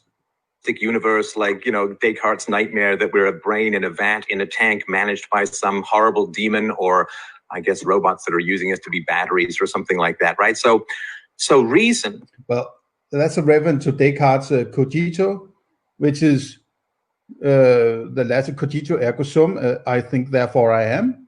And apparently Descartes referenced that all that he is experiencing might be something outside his mind, giving him sort of experiences which he just experienced. And he thinks that is what he experienced is what is outside his mind, but it's just some, quote, demon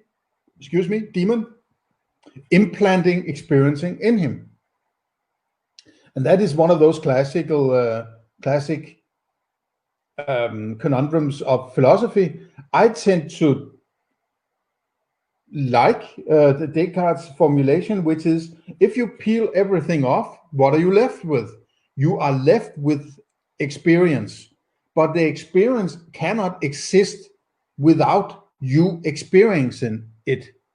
There has to be a you for the experience to be experienced, so to say, right? Because we are meta-conscious as human beings. We are conscious. We are perceiving something, probably, possibly, but we are conscious. We are aware that we are experiencing. My God, I can't speak.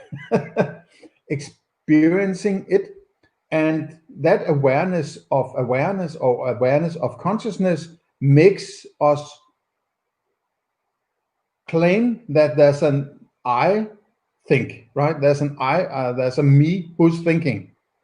What I'm thinking, I can't claim anything about it because metaphysics comes before epistemology, so I can't use any kind of knowledge to describe the metaphysical structure of my experience.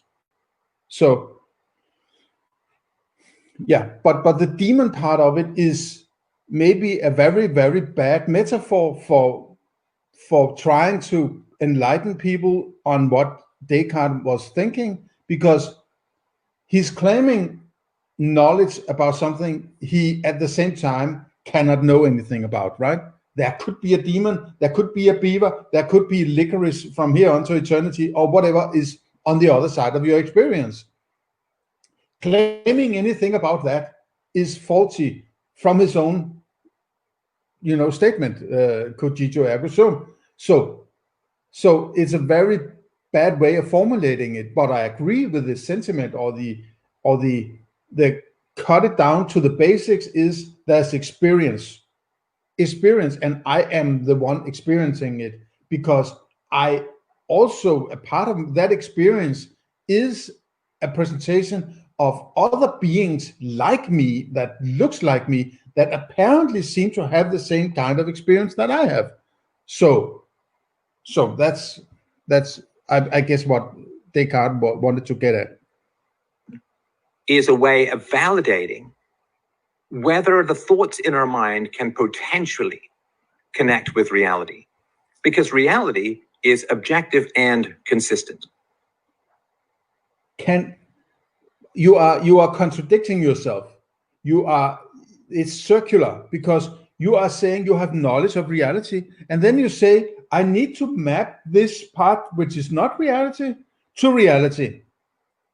You are sitting in sort of a God mode and looking down on your reality and your experience of your reality, and say, now I have to compare this to reality, and if it doesn't conform, some of it must be wrong. No, you are only the experience. You are only the experience. You only have the experience. You can claim that some part of that experience relates to some sort of external reality, but you don't know what that reality is. You only have the experience of it, right? A huge fallacy. And listen, I know everybody gets dragged down to this quark, quantum mechanics, subatomic level, and that's all great for physicists. That's nothing to do with philosophy. I mean, there is a philosophy of science, don't get me wrong, but with regards to moral philosophy, all quantum phenomena cancel out long before you get to sense data, long before you get to the moral realm that we inhabit, and so on. So we at the level of sense data, at the level of empiricism, from a philosophical and daily standpoint, without having electron microscopes and weird freaky stuff that's going on with gold leaves and simultaneous particle movements on the arse end of the universe and so on, at the level that we're going to talk about, the universe is stable, it is consistent, it is objective. I won't say that the universe is rational, because reason is a human construct, but it is a way of vetting our thoughts to find out if they can potentially map onto reality. In other words, reason is a necessary but not... Again, what kind of measure stick, what kind of access to a comparison of your experience to something that your experience is based on? Do you have some sort of... You are actually talking about that demon sitting outside your experience. You are the demons sitting outside the experience and telling that mind is right, that mind is wrong, because I have access to that reality over there, and you have a wrong presentation of that reality, which I have an objective, unchanging, access to. Holy crap, man! This is even worse than, Plato's realm of the forms and something like that. You are actually a god telling people what they should experience. Holy crap. Sufficient condition for figuring out whether our thoughts can represent reality. So, for instance, if I say, hey, Steve, let's spend the weekend looking for a square circle, we're not very likely to to come up with something, right? So you have used Bertrand Russell's. No. Hang on a sec. Circles and squares do not exist. There may be patterns in what you call your experience of reality that matches to some extent a circle or a square or a triangle or whatever, an oval, but if you zoom in on them, you can see they're not circles. You can see they're not squares. They're not absolutely straight. And that's the definition of a square and a circle, right? There are no wobbliness in a square and a circle. And that can only appear in your mind, right? Squares and circles and all these geometrical shapes are only mental constructions to help sort of qualify and quantify the thing you experience as reality, or you have decided you call reality. Therefore, if circles don't exist and squares don't exist, that means square circles don't exist, right? Just from a basic logical structure. But if the mind needs to distinguish between circles and squares, they need to have a square, and it also needs to have a circle. That means it needs to have that, because the square is not enough to describe things it wants to describe. So it needs to have yet another shape called a circle to describe some other part of that experience called reality, right? So because they need both, they can't be the same. So they can't either be combined, because then we would have square circles and not squares and not circles, right? Then we would just have square circles or some third label for this shape. But because they need to be different in the mind, they can't be combined exactly because they are different, right? So if somebody sometimes at some point experience square circles, you can say, okay, I have a mental picture of a square circle, right? But if you try to imagine that, you are sort of switching between circles, square, circle, square, circle, square, circle, square, and that is not a square circle. That is just, a sequence of, exchanging shapes. It's a great example, like this teapot, right? That there could be a teapot orbiting somewhere around Mars that we can't see. And it's like, sure, I guess it's possible that some prior civilization developed teapots and lost one around Mars, Matt Damon style, or whatever it is.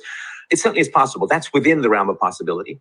But if we say Mars is a square circle, we don't have to go any further. Like, we don't have to go. You are comparing apples and oranges. Squares, circles, squares, and circles only exist, only appear in your mind, in your experience. It is not something you can sense. You don't sense squares, you don't sense circles. You may identify the pattern, or if you draw something on a piece of paper that looks like a circle you have in your mind, you can say that's a circle, but it isn't a circle. The circle is in your mind, and you're just,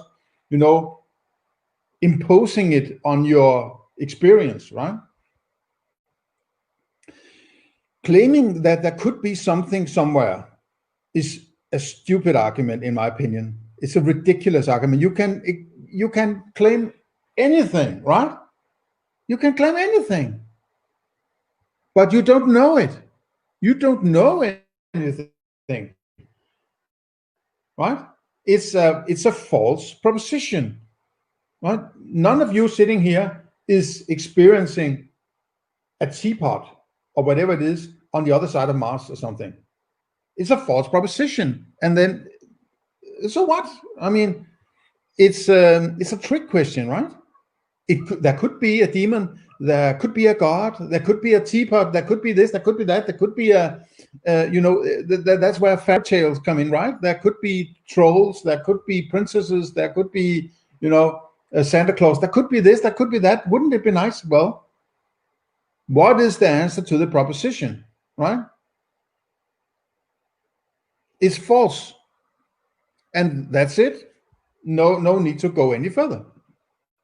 Go and examine the universe to try and figure out whether a square circle exists, because as a self-contradictory entity, we can just, wipe it out immediately, right? So yeah, there could be on some planet You shouldn't go looking for circles and squares either, because they don't exist either.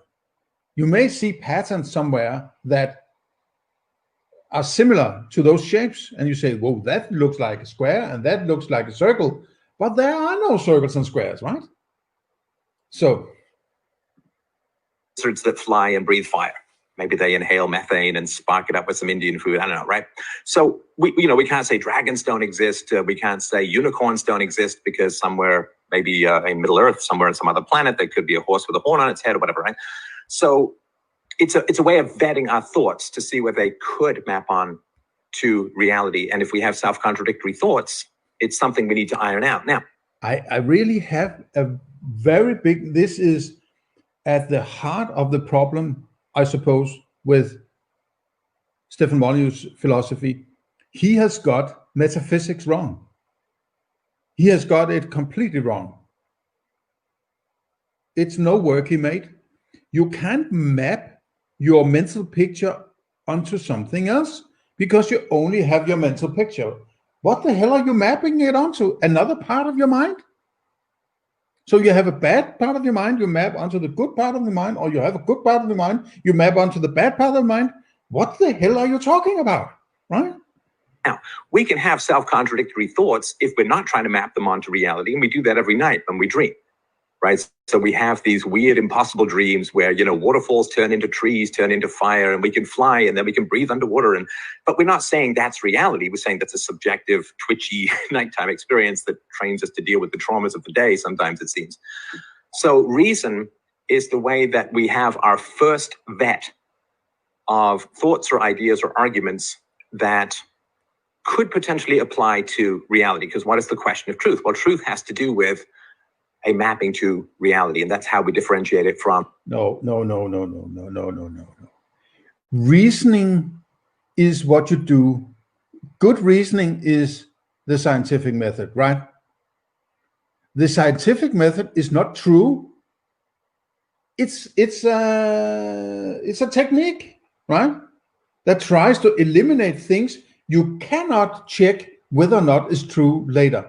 You cannot check if there's a God. You cannot check if, as far as we know, right? You can check if there's a God and you can say it's false, right? And nobody has ever had success other than manipulating children into thinking that God did something, right? And then when they grow up, they defend their parents by defending their religion. But the scientific method tries to establish an explanation of what is going to happen under certain circumstances in the future. But that doesn't make it true now that something is going to happen in the future. You can only check whether or not it's true when that future becomes now. Then you can say it's true. And the only thing you can claim is true is the concept of what you experience. It's not whether or not it's blue or what taste it has, but whether or not it's an elephant or a banana, right? That can be true. The only thing that can be true is the impression the conceptual part of your impressions. That's the only thing that can be true, and it can only be subjectively true to your experience. You can't experience other people's experience. You can only experience your own experience, and that is the only thing you can claim is true. When you make a proposition about something, that is a banana. You know if that proposition is true, but another person doesn't know it's true only to their reference, which is their experience, right? I could be lying, or that guy could be lying. We could establish some objective understanding of that banana. If we both say, yes, I agree, it's a true proposition, then we could have an objective truth about that. But until then, it's all subjective to their own experience. It has to be experienced in order to establish a proposition, and only propositions can be true or false. Subjective opinion, right? I may like guppies instead of goldfish as my favorite fish to have as a pet. That's a subjective opinion. But if I say guppies are mammals, I'm now taking a thought and I'm trying to map it into something that exists outside my mind, outside my subjective experience, outside the little... You are mapping something in your mind on something outside your mind? So you're taking some part of your mental picture and pulling it out of your mind? But everything you can reference is a reference to an experience, okay? Everything you experience is, or everything you refer to is a reference to an experience. You can't map that experience onto something else. You can only try to figure out whether or not some part of this experience might be a result of something that is coming from the outside, right? But what you experience is an experience of the outside, not the outside itself. Otherwise, the outside would be living inside your head, right? So, and if it did that, it wouldn't be from the outside, right? You would be that thing itself. So you have a little work to do around that metaphysics. Prison planet we call a skull, so to speak. So once I'm taking my thoughts and I'm attempting to, in a sense, spray them or map them out to empirical reality, then I have to go through the first pass called, is it consistent? Is it rational? Does it hang together, so to speak, right? And this is why, you know, the arguments that you put forward, the syllogisms you put forward are all... So what Stefan is saying is, he is an agent experiencing an objective, never changing, stable outside. And when he experiences it, he has the possibility of being wrong. Somehow he has established that what he experienced might be wrong. In order to establish that, he has to know in advance what it is he is experiencing. How the hell did he get that advanced experience? A prior experience. Well, that prior experience must have had some prior reference to that experience in order to check whether or not that was, and then you go further back in time, another experience, way back to the first bacteria in the early eras of the earth, that has the first proto mental experience where it didn't know shit about anything, right? So nobody has ever known what they experience, how they experience it, why they experience. They just have started to claim that what they experience is this and it is that, but they have no reference to it. They just take the chance, so to say, and rationalize about it. If I rationalize, I experience this, and then I will perform this other action, which I also experience, then I will get this result. That's all you can do. You have no access to an external reality. You never had and you never will have. Fantastic, right? Because they do train people to say, well, am I saying it's true because I can't believe that it's not true? Am I saying that it's true because it's popular? Am I, like, all of these things, they don't map onto things. If I say a guppy is warm-blooded and gives birth to live young and uses its mammary glands to make money off Twitch. No, sorry, uses its mammary glands to feed its young and has hair. Well, then I'm just incorrect, right? So if I say that a guppy is both a reptile and a fish, a reptile and an amphibian and a fish and a mammal simultaneously, I've got contradictory entities, and so I don't need to go any further. And this is the way that science works, and this is the way philosophy should work. So science, you propose a hypothesis or a conjecture, you propose it. The first thing people do is say, does it contradict itself? If it does, you got to go back and start again. If it doesn't contradict itself, but it contradicts existing data, then you still made a mistake, right? So reason to me. Existing data? So if I had an experience yesterday of something, then the existing data is that was an elephant. So now I'm going out in the world and experiencing something, and I experienced elephant yesterday, so this must be an elephant. Is that what you're claiming? Existing? What existing data? Your data? My data? The neighbor's data? Donald Trump's data? Who the hell's data is so fantastic that you can reference it in an experience now? He is the first vetting, so to speak, of thoughts that we have that we're trying to map into an objective universe to see if they could potentially say something valid about what is.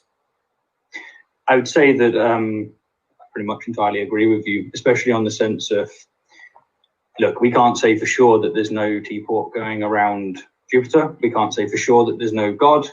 We can't say for sure that there's no square circle. But for all intent and purposes, given the axioms that we assume, we can say that. We have to put ourselves up by the bootstraps at some point. We can only make factual statements about what we have access to, and that's perfectly fine. That's perfectly reasonable. It's perfectly rational, because it's necessary, the situation we're in. So we're not making definitive statements. And I understand that quite a few people have had a criticism of you when it comes to you saying universal means you are saying that there's no teapot because you're talking universally. I just want to be clear that I'm not going to levy that criticism against you. I think it's true. I think it does hold, but I just think there's better ones to bring up. But you've had those debates, and other people can judge, right?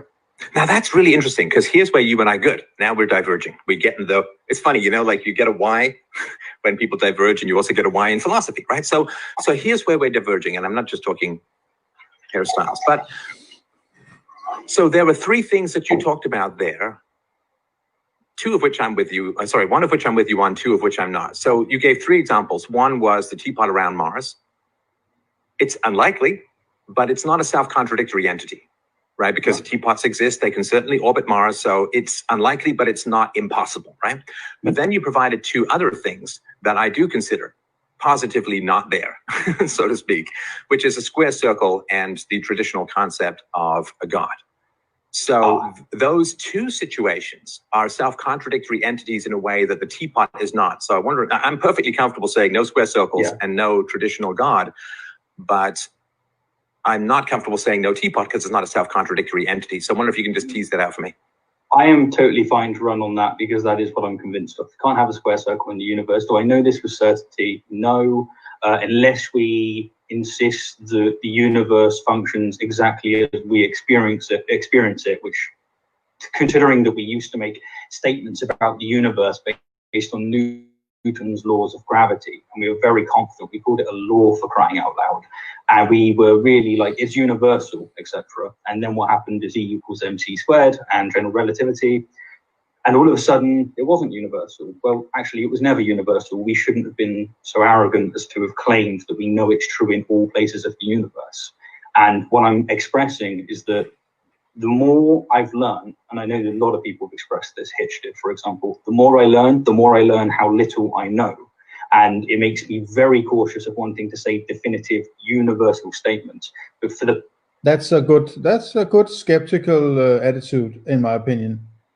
The more you learn, the less you actually experience that you can know. You constantly pound your head into a wall of, no, I can't know that either. How do I know that? Well, somebody told me. I saw a picture of it. One great example is, one fantastic example is, how do you know what the shape of Earth is? How do you know? I don't say, I didn't ask, what is the shape of the Earth? I asked, how do you know what the shape of Earth is? The purpose of this, because I am so close to, like, I call myself an atheist and I say that I know that there's no God. If you push me, I'll say, no, I don't know with certainty. I'm just, as sure as I am on so many other things. But that's a deep philosophical, necessarily epistemological. Now, this is where I would, in reference to what Rationality Rules says, this is where I will bring in virtue. Because if you are with persons who claim knowledge or experience of something you have never experienced, they keep on claiming, making proposition, this exists and this, I know this and I know that, and you feel you have no way of accessing that knowledge or that experience, you should refrain from having, in my opinion, I'm sorry, I don't want to tell people what to do, because that would be immoral to tell people what to do without claiming a moral principle. That would be a bad idea. What I would do would be, if I was in that situation with people who claimed knowledge or access to experience that I had never had, or feel that I could never access, I would stop having interactions with them. I would stop having interactions with people that claim knowledge or access to knowledge I have never had the access to, or feel I will never get the access to, or whatever. The only way you can behave morally in that situation, I will label them as potentially immoral people, or people who wanted to manipulate me into doing things that in the end would turn out not to be a benefit for me, but a benefit for them. They're trying to trick me into something. If they keep on claiming access or knowledge of something that I don't have access to, I might be wrong. I can't claim I can access their experience, but I can say, I don't experience that. You keep claiming that knowledge, I will not have anything to do with you from now on, because I can't trust you. I feel I can't trust you. That's what I would do. To hell with what people that claim they know about. If they keep claiming something you can't experience, get rid of them, right? That's what I would think. That's what, I don't want to tell people what to think. I would just say, I don't want to have anything to do with you. The problem might be it's just your mommy and your daddy and your uncle and your aunts and your girlfriend and your boyfriend and your teachers and your priest, and it's probably most of the people in the world. It's a problem, but somebody has to do what needs to be done. And you might start with yourself. I might start with myself. And a part of morality is to be able to avoid people you feel are either immoral or don't have the right level of virtue, right? That's how you avoid immoral interactions. Hole that's just not worth going to. Because one of the things I like about your conversations, about your general method, is that let's just stay in the real world, as it were, as you put it, which is to say, let's work with what we've got. So no square circles, it's a contradiction. No God, it's a contradiction. The attributes. Okay, good. I just wanted to make sure we weren't casting too wide a net there. So we've talked about objective reality. We've talked about reason. Now, of course, the question is truth. And I'm happy to have you talk about that. I don't mind jawboning, as I never do, but I don't want to overshare, so to speak. So what are your thoughts on the question of what is truth?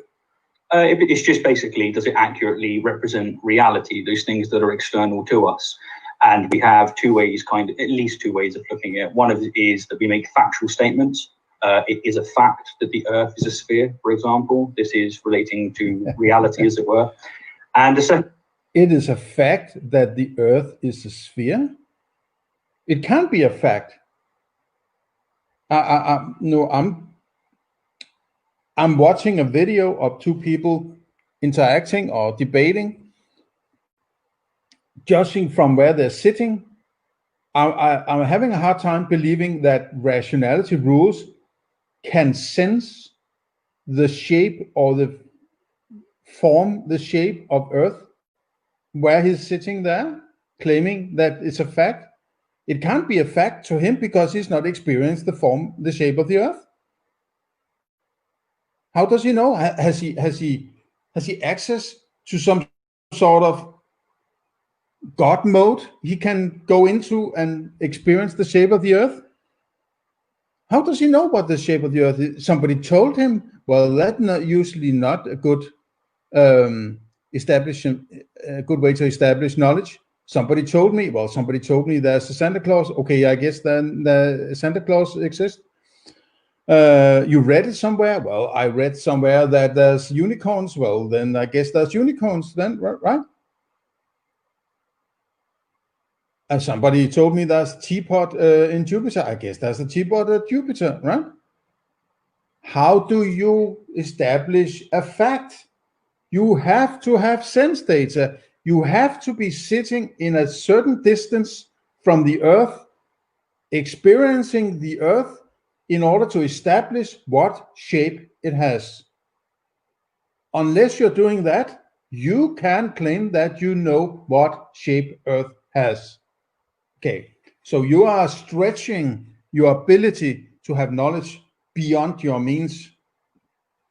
The second one is that we try and describe the way in which the universe works. So we have Charles Darwin's theory of natural selection. We're now smart enough to call it a theory because, again, we don't want to make universal statements, but it's a damn strong one. And colloquially speaking, it's a fact. So I would... No, it's not a fact. It's still a theory, and it can become anything more than a theory because it's not falsifiable, because everything about evolution is in the past. The now is sort of a snapshot, certainly with regards to evolution, right? Evolution is generational, mostly, as far as I understand, right? So it has to take at least a generation before there's any change visible, so to say, right?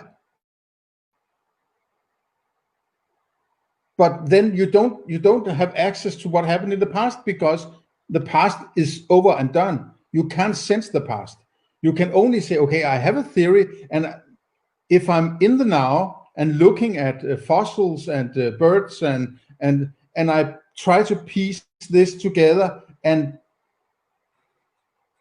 compare it to this theory, the theory might seem to be correct. That's all you can say. You can't say it's a fact. A fact is banana, banana, car, computer, lamp, grass, beaver, whatever, right? That's a fact. You can't see evolution. You can't feel, you can't taste, you can't hear evolution, right? So it can't be a fact.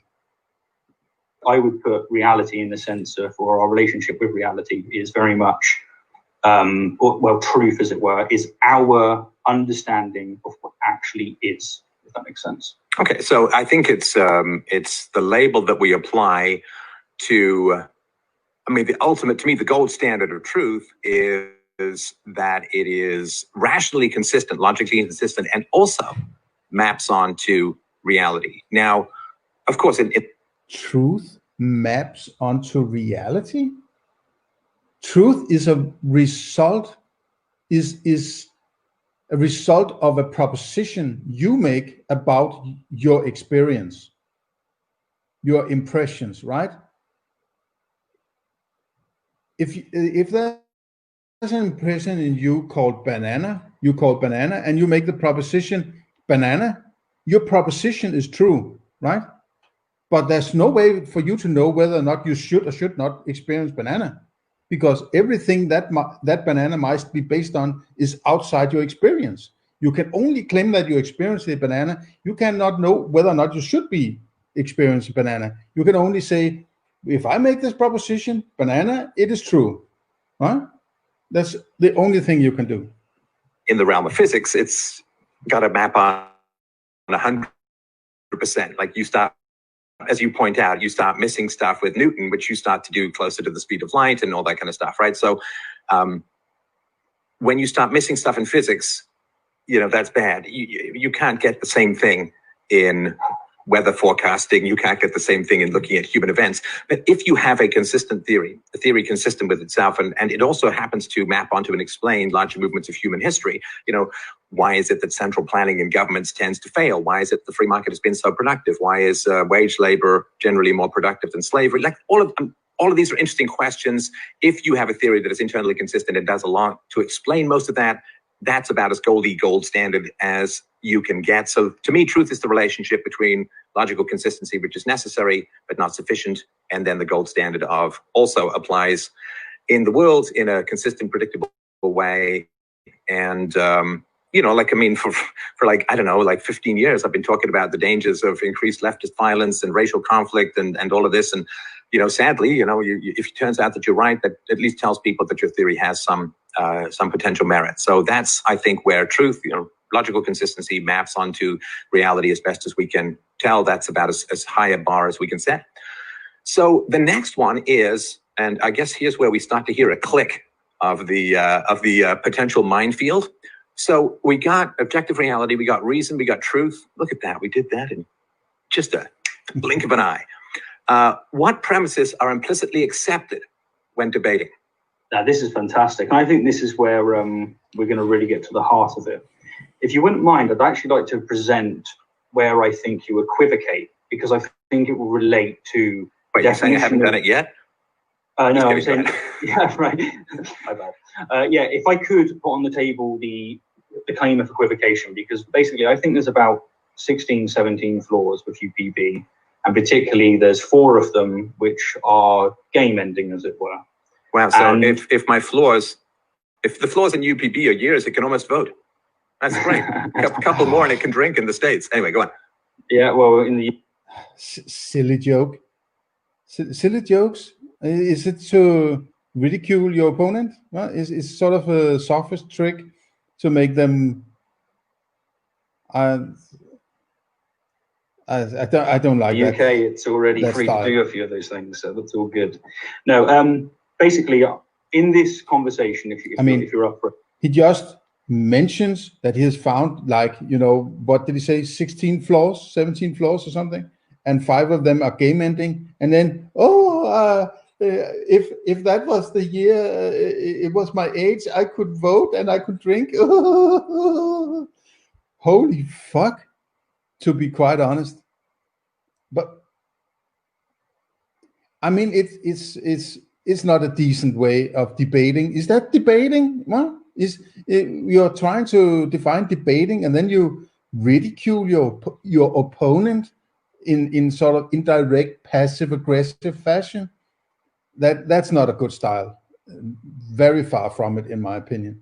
I'd like to give you about 3 or 4 of my favorite ones, and they're not necessarily mine. They are like... I'm so sorry. I hate to interrupt you. I really do. Is it really necessary to interrupt? Is it really? Really?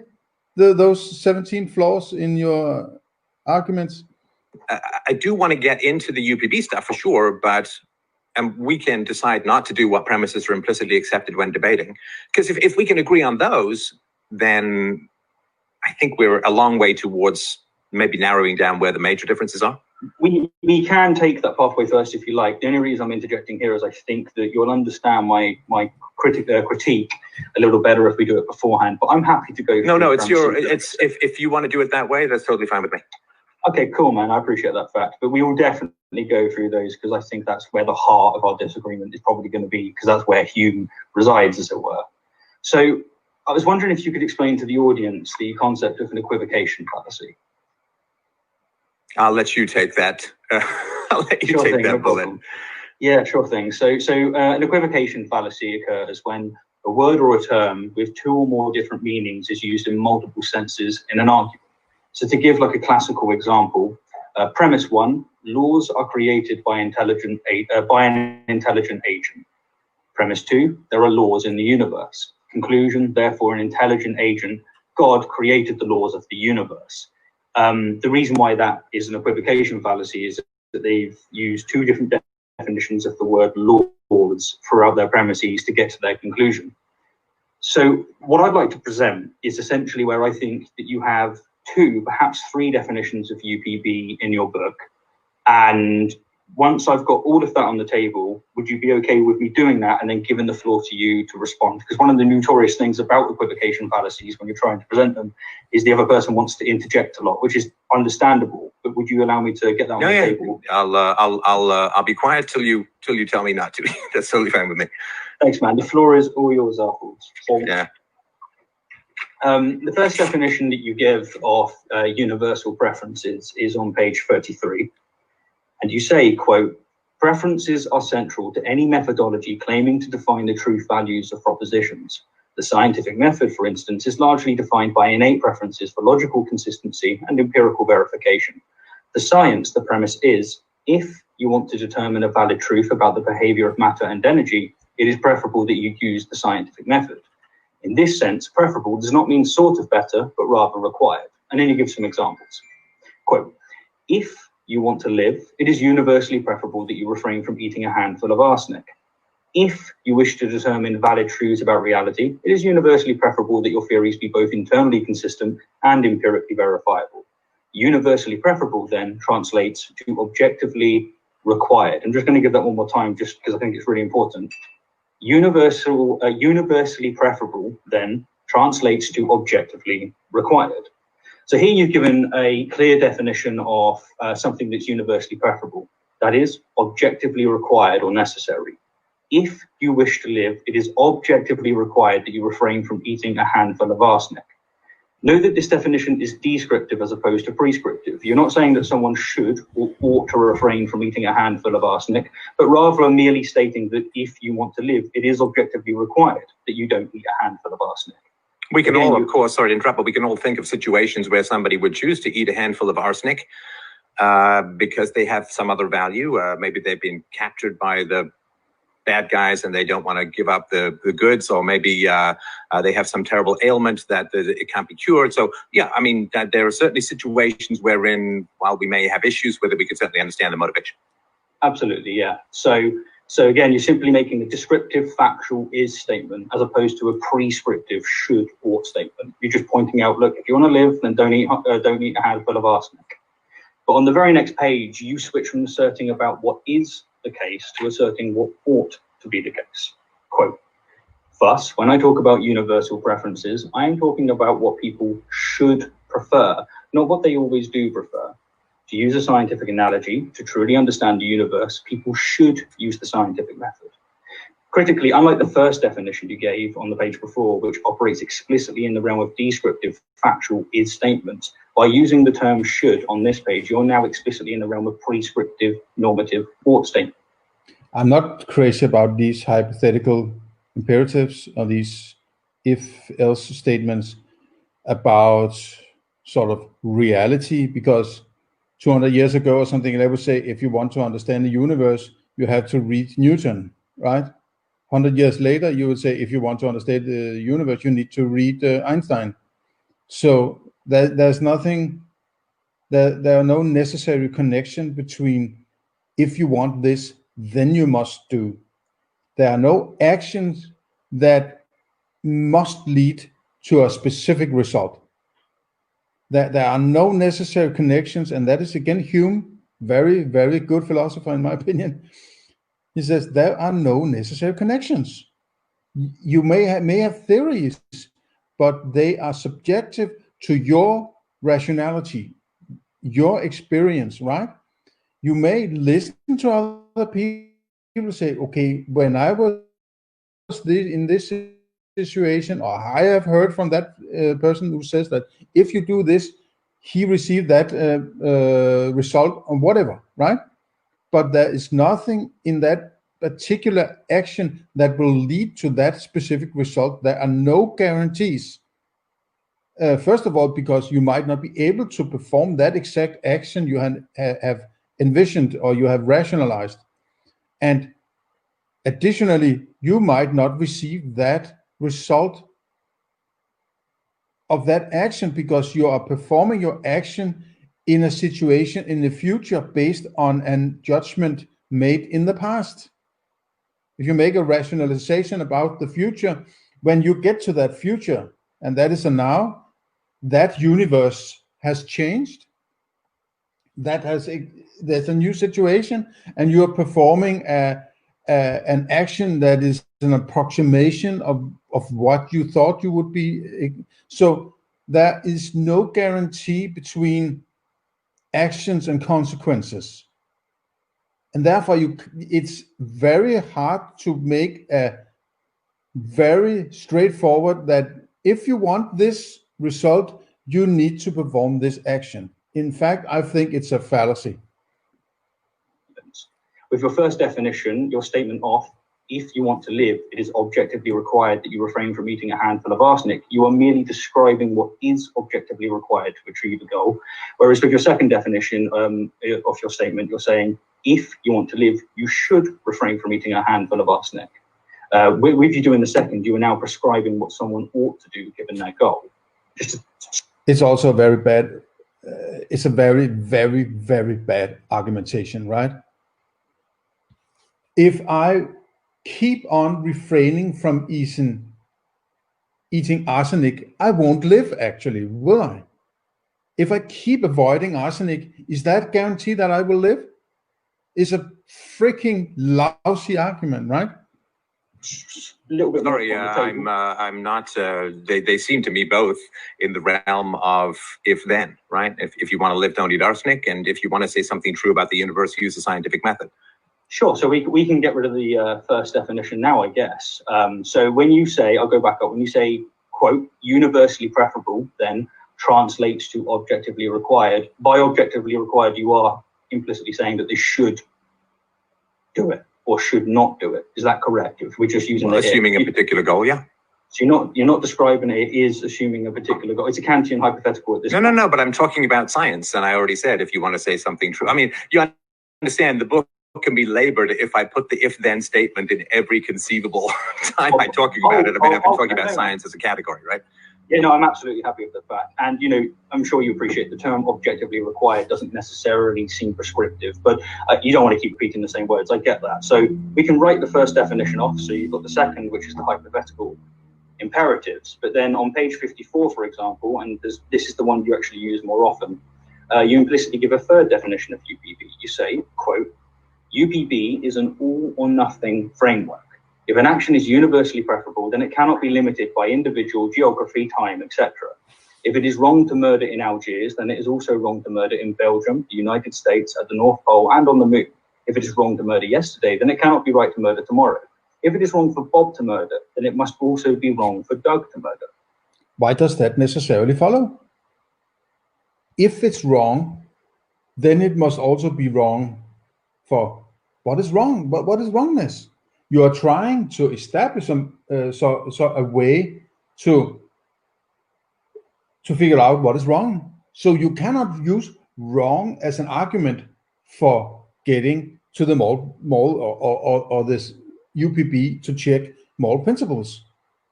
You are what's it called? You're begging the question. You're using premises to prove the result, right?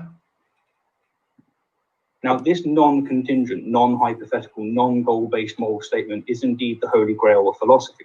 Why? Because it's truly universal. It's akin to saying, without any if clause, do not eat a handful of arsenic. Crucially, this is the beast that you claim to have slain throughout your work. This is the head that you claim to decapitated. And so I would say that whether you've meant to or not, you have used multiple definitions of UPB. Which well, hang on. I'm saying if repeatedly in the sentence. So of course it's an if clause. If it is wrong, like if I can prove that it's wrong to murder, or if murder is wrong, then it has to be wrong for everyone, because it's a category that encapsulates human action. You don't need to prove that murder is wrong, because murder is wrong killing. It is wrong by definition. You have just not pointed out what the wrongness is, how you identify the wrongness. It's wrong killing. You're saying a wrong killing is wrong. I will prove a wrong killing is wrong. Well, it is wrong by definition. The problem is you don't explain how you reach the wrongness, right? And you can't experience it. You can't say is wrong. Yeah? Right, wrong, or something like that, right? You can't experience the wrongness. That's what Hume says. But you're just adding it to the word, and then you try to prove that the word has a wrongness to it, while the word is defined as a wrongness without explaining the wrongness. So it's completely, I mean, I can't even think of a word to explain the confusion of this. Which means that if you're going to define humanity as carbon-based, hairless ape, biped, or whatever it is, like if you're going to define humanity as that, then I mean, it's almost like a tautology, but it's worth reminding people of this. Like if you're going to claim something is true for all human beings, then it has to be true for all human beings. And if morality is something, if we can prove that murder is wrong, then clearly it has to be wrong for everyone. It can't be right or wrong based on... You don't have to prove that murder is wrong. You have to explain the wrongness, how to identify the wrongness. That is the basics of morality, right? You can't say murder. You have to explain what makes it murder, right? Otherwise, it's just a killing. And killing is not immoral unless you have that wrongness and can say that's why it's wrong. So it's a one big mess of words that is manipulated, and then you try to compare, you know, apples with apples and say you have found a definition of an apple, right? Upon the day of the week or your physical location, in the same way that a biologist wouldn't say, well, this thing is a lizard in Australia, but the moment you move it to New Zealand, it becomes a mammal. Like that would, well, no, that's not how biology works. It's independent of place. So I've got a lot of if statements in there. You know, if murder is wrong, then it has to be wrong for everyone, because murder would be a human action that would be consistent across all humanity. And if you're going to define something as consistent across all humanity, it has to be independent of time and place. Okay, so to clarify that with the example that was being given, I'll just find it in my notes again. So you said, look, if it is wrong for Bob to murder, then it must also be wrong for Doug to murder. So if we were to say, look, Bob has a preference for murdering, the reason being is that he's in a camp and he's had enough and he just wants to, you know, be done with it, as it were. Sorry, what do you mean by in a camp? In a camp. Let's just say that he's under a certain amount of duress, say that he's in a Nazi camp or whatever. Oh, then it's not a moral situation. So it's not a moral situation, but then all of a sudden there are exceptions. So now there's an exception. So if it's wrong for this guy to murder, it must be wrong for that guy to murder, except in the situation where it gets more and more complicated. No, this is like you had this. I actually got really pissed off when I watched that video of yours because I thought you were portraying me as a Nazi because you had that. I agree with that. I thought that it was very, very bad taste. In fact, I think at Rationality Rules videos are pretty bad taste. So in general, so at times it's decently funny, but it's quite bad taste. Scene from Inglourious Bastards, because. But that's my subjective opinion, okay? You were indicating that my philosophy, if taken to its logical conclusion, would have you giving up Jews to Nazis. And I've been real clear about that once you have a gun pointed to your head, you're no longer in a moral situation. And we all understand that, right? So if you go and take a hostage and then you force that hostage to go and rob a bank, then you're prosecuted, but your hostage is not, because your hostage is under duress. So morality applies to situations. So now when the state is judging things, that is a measure stick of whether something is right or wrong. Why appeal to this authority all of a sudden? This is bad philosophy, right? It may be right, it may be wrong, but appealing to such external authorities arbitrarily chosen, that's not good philosophy in my opinion. Situations of choice, and if you have a gun to your head, you're no longer in a situation of choice. And so when you put someone in a camp, or if someone comes and says, do you have Anne Frank in your attic? Of course you would say, no, you're not in a situation of moral obligation. If you're going to bring morality to that situation, you would bring it to the Nazi or the person taking the hostage, not to the victim. Okay, so it seems to me that I would make a Kantian hypothetical imperative. I would say, look, if you want to be liked, then, don't lie. But when you're in a situation where, there's a gun at your face and you've got to give away someone that's under your table, I'd say, look, man, if you want to live, you ought to give them away. There's no inconsistencies here. This is just Kant's hypothetical imperative. But that's just making up rules, right? I mean, there's no philosophy in that. You're just saying, hey, if you want to do this, then you want to do that. I mean, that's not that's not a universal morality. That's just how you might act in a particular situation. It's not just what you would do in a certain situation. It's a prescription given someone's goal. So you're right. It's not universal. But it seems to me that if you're suggesting that for some people the action of murder can be justified, because you say if an action is universally preferable, then it cannot be limited by individual geography time. But we could limit it by individual by saying, look, this guy is in a situation where murder is, something that's preferable towards his goals. No, murder can't. No, hang on. So murder can't be universally preferable behavior because murder is unwanted, right? So murder is unwanted. First of all, he defines murder without explaining the ought. Then he claims it's unwanted because of the definition of the word. Well, of course it's unwanted because it's an ought or an ought not, maybe. Rather, yes, of course it's unwanted. I mean, it's baked in the cake. God damn it, right? It's but he hasn't defined how he got to that ought, how that situation became from a moral situation to an immoral situation, right? So just labeling something as immoral and then saying it's unwanted. Yes, of course it's unwanted because it's immoral. But you haven't explained the immorality of it, right? So you can't say everyone should both murder and want to be murdered at the same time. Well, first of all, everybody would die and there'd be no morality. So you can't, right? Because everybody would kill and be killed in some weird circle jerk Mexican standoff Tarantino moment or something like that. So if you were to say murder is universally preferable behavior, then there'd be no people. But even if we were to accept that somehow people could survive, murder is asymmetric, of course, in the way that rape and theft and assault are. In other words, murder has to be unwanted behavior. So we can talk about euthanasia and the ethics and all of that. But if you want someone to kill you, then that's not the same as murder. Murder is the unlawful, technically in the law, it's called the unlawful killing of another human being. It's not just ending someone's life. You can do that in self-defense and be perfectly justified. So no, murder cannot ever be UPB, which doesn't mean you can't kill in self-defense. I've got a whole argument for self-defense, which we can go into another time.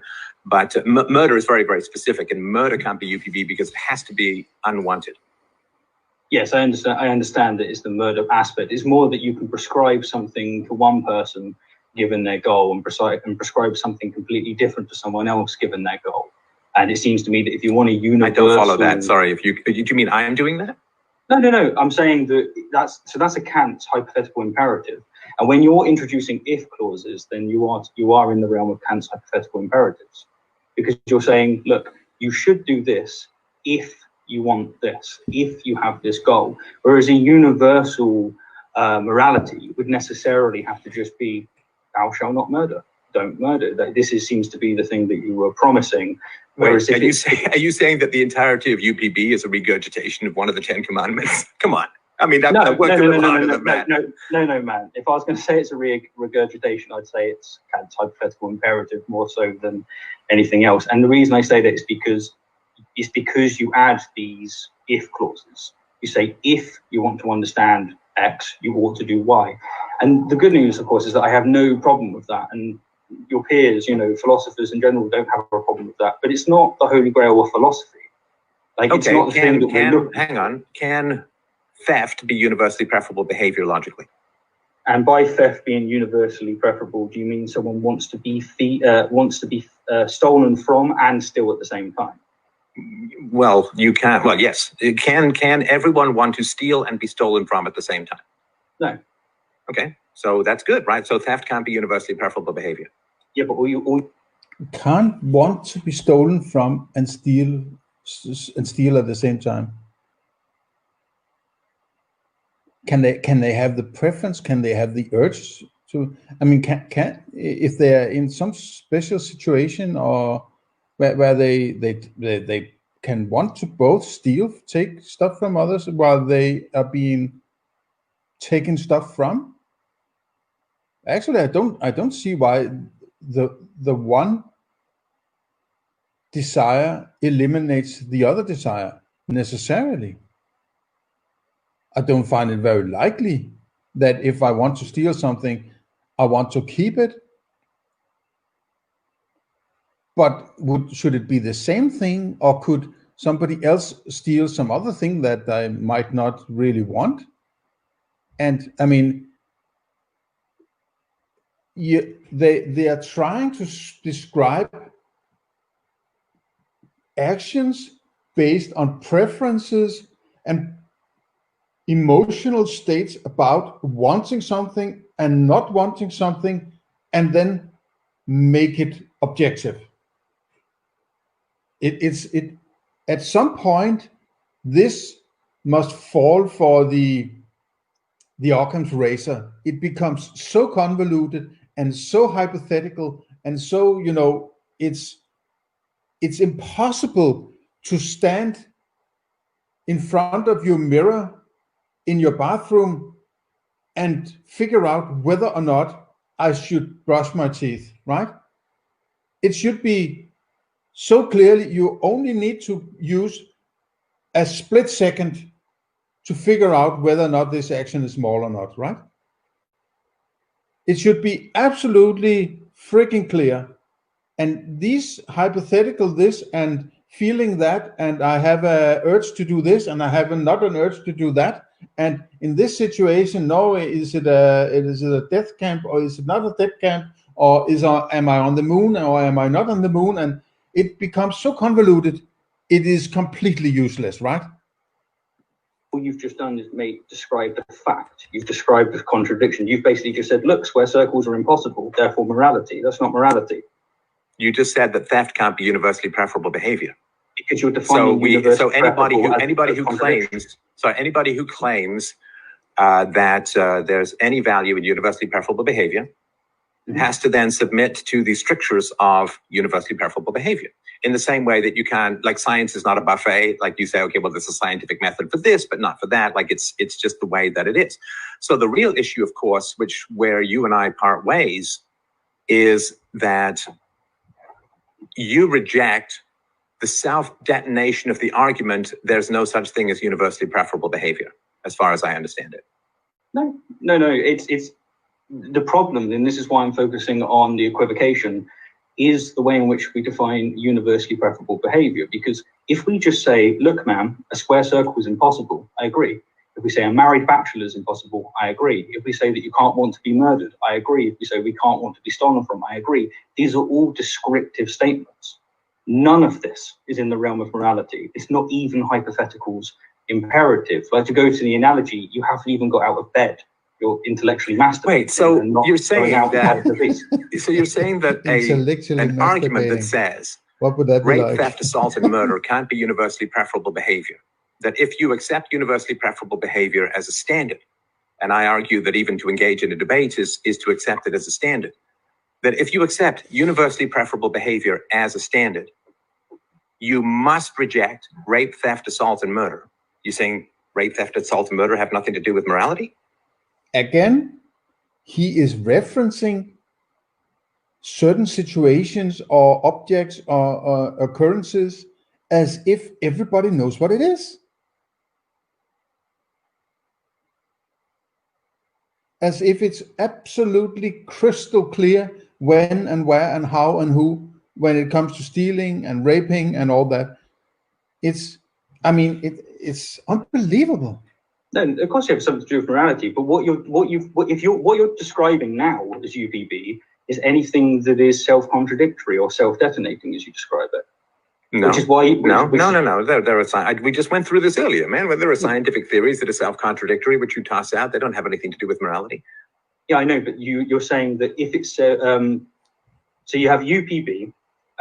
One of the best ways I think we can go through this is actually what you suggested earlier, because I think with this now on the table, it would be a good time to do it. And that is, we can go through the implicit assumptions that we do make when we have a debate, and we can identify which of those we would call UPB and which definition. Well, yeah, that's why I wanted to do it first, because that way we can bypass a lot of this confusion. So, okay, what are the premises that are implicit? I'm sorry? Just sorry to interrupt, but what my whole point was that now that we're going to get into them and these definitions have been put on the table, I think it's going to be more fruitful. I understand if you don't think that that's the... No, that's fine. Hey, I'm really enjoying the discussion. I appreciate it. And look at that. We have thousands of people watching us at the same time. Wait, how's my hair? My armpit. All right. So premises that are implicitly accepted when debating. I'm going to do just a tiny little bit here just to sort of understand that, right? So I'm going to use a tiny analogy because I think analogies can be helpful. They're not proof, but they're very illuminating, right? So let's say that Steve and I decide, let's pretend it wasn't coronavirus and America's not currently on fire. We decide we want to get on a bus and go to Vegas, right? And so we go down to the bus station. We say we want 2 tickets for a bus to Vegas. We get on that bus and then we go to Vegas, right? Now, Vegas is the truth. In this analogy, right? We both have a destination that we say we want to get some particular place. Vegas is the truth? It can't be true because you're not in Vegas. Whatever Vegas is, what's the color of Vegas? What's the sound of Vegas? You're not in Vegas, it can't be true. It's only true when you experience Vegas. And both Steve and myself, we both agree that objective reality exists, that reason is of value, empiricism is of value, the truth is of value. If you're going to claim something true about the universe, it should be rational, consistent with evidence and all that. So we both decide that something is of value is not an argument for why it is correct. You can believe all sorts of things, and that's a value to you. You can believe in unicorns and whatever you want, teacups on the other side of Jupiter. If that's a value to you, something being valuable is not an argument for its correctness or whatever. It's not a proof of something that is valuable. To get on a bus to go to Vegas. We both voluntarily agree to get on that bus to go to Vegas. So that to me is the analogy of a debate. We both say that we want the truth and that the truth is not something subjective, right? So we can't just sit there and say, if the bus gets hijacked and goes to, I don't know, San Francisco instead of Vegas, we don't sit there and say, hey, we got to Vegas, right? I mean, I guess they both look the same because they're on fire, but ideally, again, that wouldn't be the case, right? And now also, if Steve and I both get on a bus to go to Vegas, there's a better and worse way to get to Vegas. Now, there is a better or worse way to get to Vegas? Yeah, those are subjective choices, right? There's no objective better or worse way to get to Vegas. It depends on your hypothesis, right? The hypothetical imperative. If you want to get to Vegas fast, you shouldn't be sleeping all day, right? If you want to get to Vegas hungry, don't eat on the bus there, right? If you want to get to Vegas in 10 months, you can sleep at a hotel for 9 months. Nobody says you have to do things a certain way. There's no right or wrong way as such to get to Vegas. I don't understand this. There's no objective better and worse way to get around if we don't have a destination, right? There's no lines on the road that force like a train, like the bus to go in a particular direction. But once we've decided to go to Vegas, there are better and worse ways to go to Vegas, right? Like if we're in Detroit and we drive north, we're going the opposite way. Why? Who are you to decide how to get to Vegas? Well, it depends on how you want to get to Vegas. Your way of getting to Vegas is not the only way to get to Vegas, right? You can claim that you know the best way to get to Vegas, or a better way than some other way to get to Vegas. It depends on how you want to get to Vegas. Going to Vegas, unless we have a whole lot of snowshoes on the car, we ain't getting there, right? So once we have a goal that we both agree on, then there's better and worse ways to get there. Now we can change. Comparing to your own goal, yes, you might agree on the goal, then you have the same goal.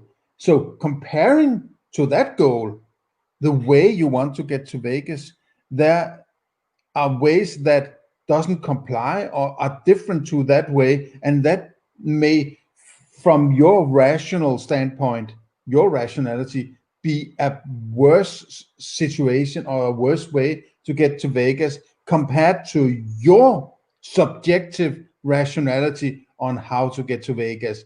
But you can't tell other people that their rationality is worse than your rationality. Their way of getting to Vegas is their way of getting to Vegas. It's actually none of your business how to tell them how to get to Vegas.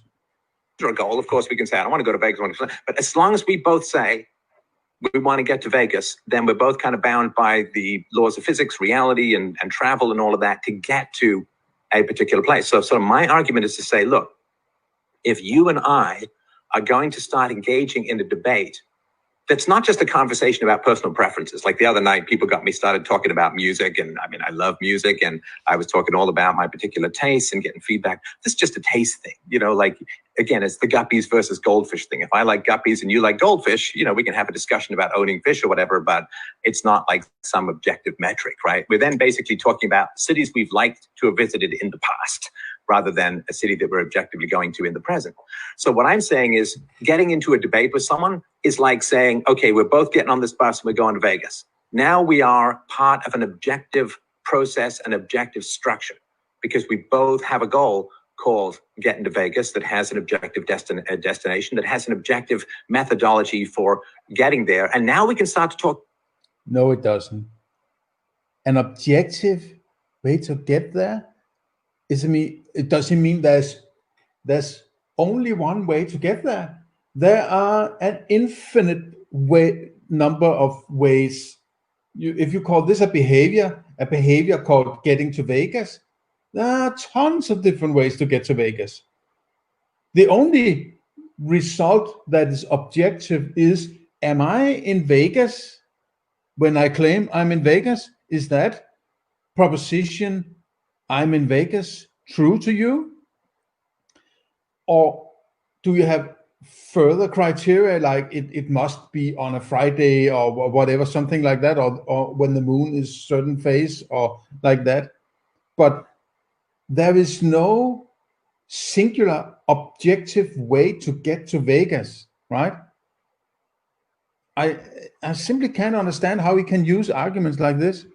I guess he can, but it's really far out. Talk about better and worse. Now, the better and worse doesn't exist if we don't both agree to get on that bus and go somewhere. So that's, to me, the is-ought dichotomy. How do you break the is-ought dichotomy? Ought people to go to Vegas? Well, I don't know. It's a fun place, don't get me wrong. But ought people to go to Vegas? That's not. No. That's not what Hume is talking about. It's not such. Don't equivocate the word ought. Ought is a reference to morality, right? The ought part is what says the wrongness of it, right? There could be a situation where you ought to go to Vegas or ought not go to Vegas, right? The problem is not whether you ought to go to Vegas or you shouldn't go to Vegas or ought not go to Vegas. The problem with Hume is, if you're describing something, house, tree, moon, banana, and therefore you shouldn't go to Vegas. It's describing reality or concepts about what you call reality, and then deducing that you should or ought to go to Vegas or whatever it is you claim ought about, right? If you have a goal to go somewhere, it's not the goal that determines whether or not it's moral. It's the circumstances in which you behave in the proximity of other people who don't want the consequences you are creating in their particular environment, right? That's where the immorality, it's not Vegas, right? Ought to go to Vegas, who cares, right? Really a very sensible thing to say, right? Because there's no universally preferable behavior called go to Vegas, right? But once we both decide we're going to go to Vegas, now we got better and worse. Now we've got accurate and inaccurate. Now we've got value and the opposite of a value, right? So Vegas is the truth. We've got to now get a name for the title for the show, right? Vegas is truth, baby. It's truth. And so that's sort of my argument about getting involved in debates, that we're both trying to do this thing called get to the truth. And there's now objective methodology by which we can pursue that.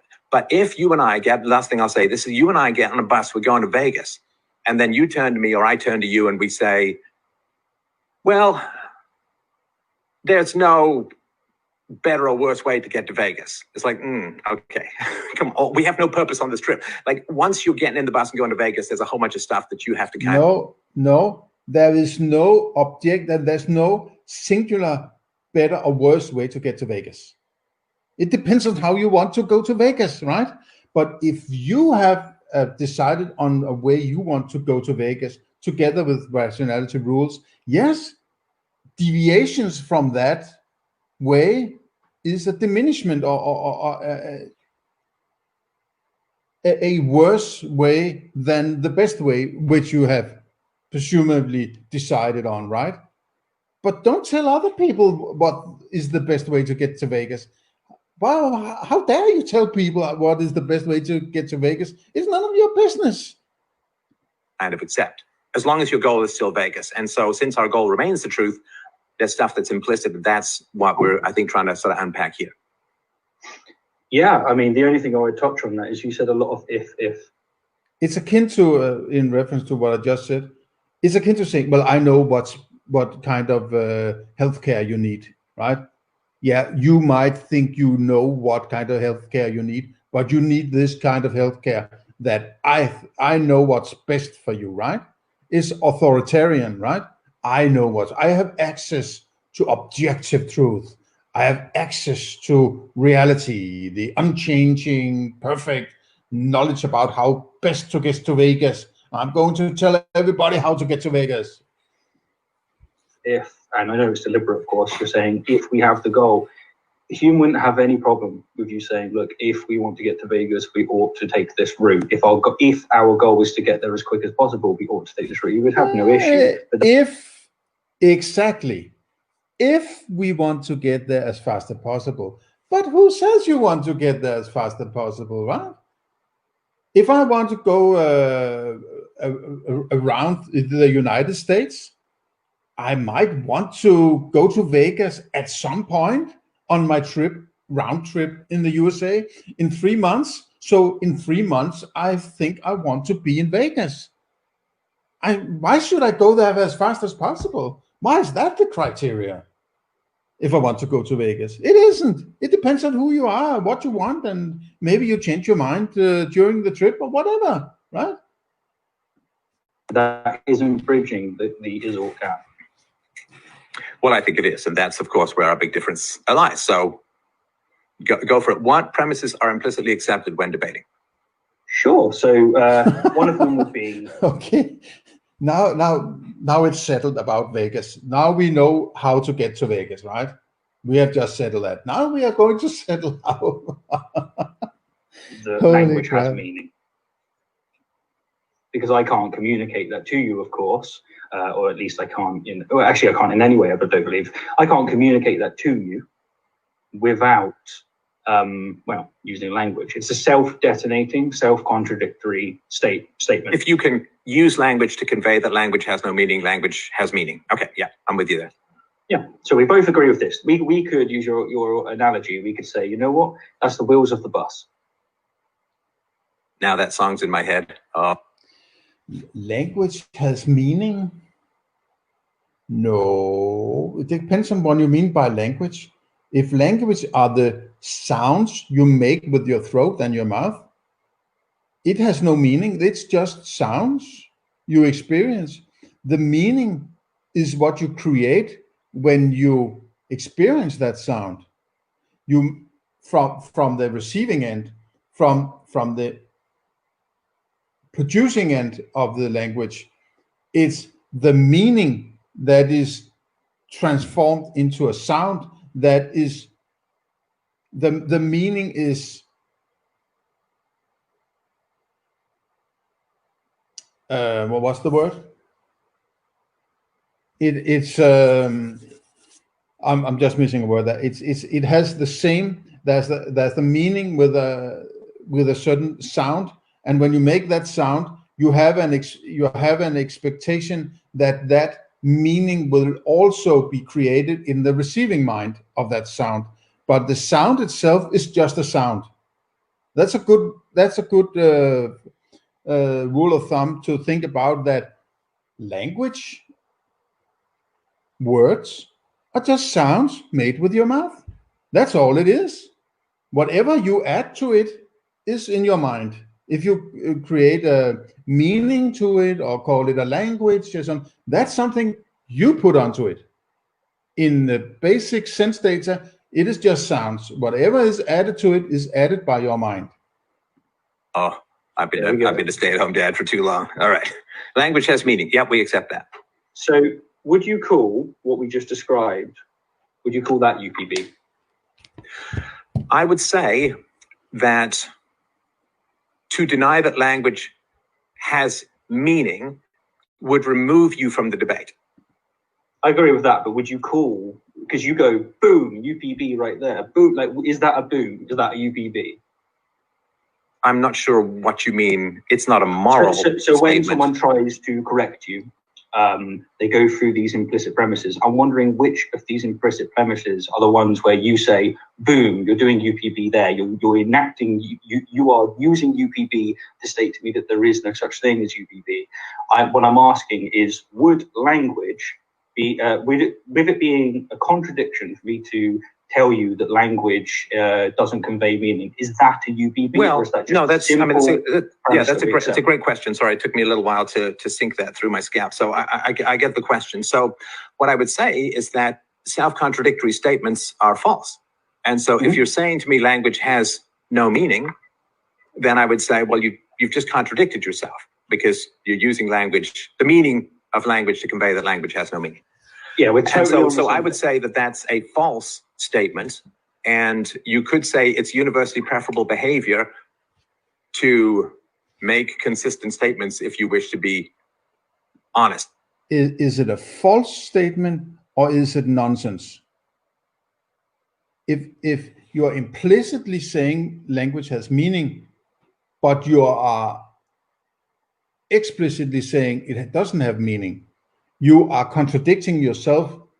But the contradiction doesn't point to which part of the contradiction is correct.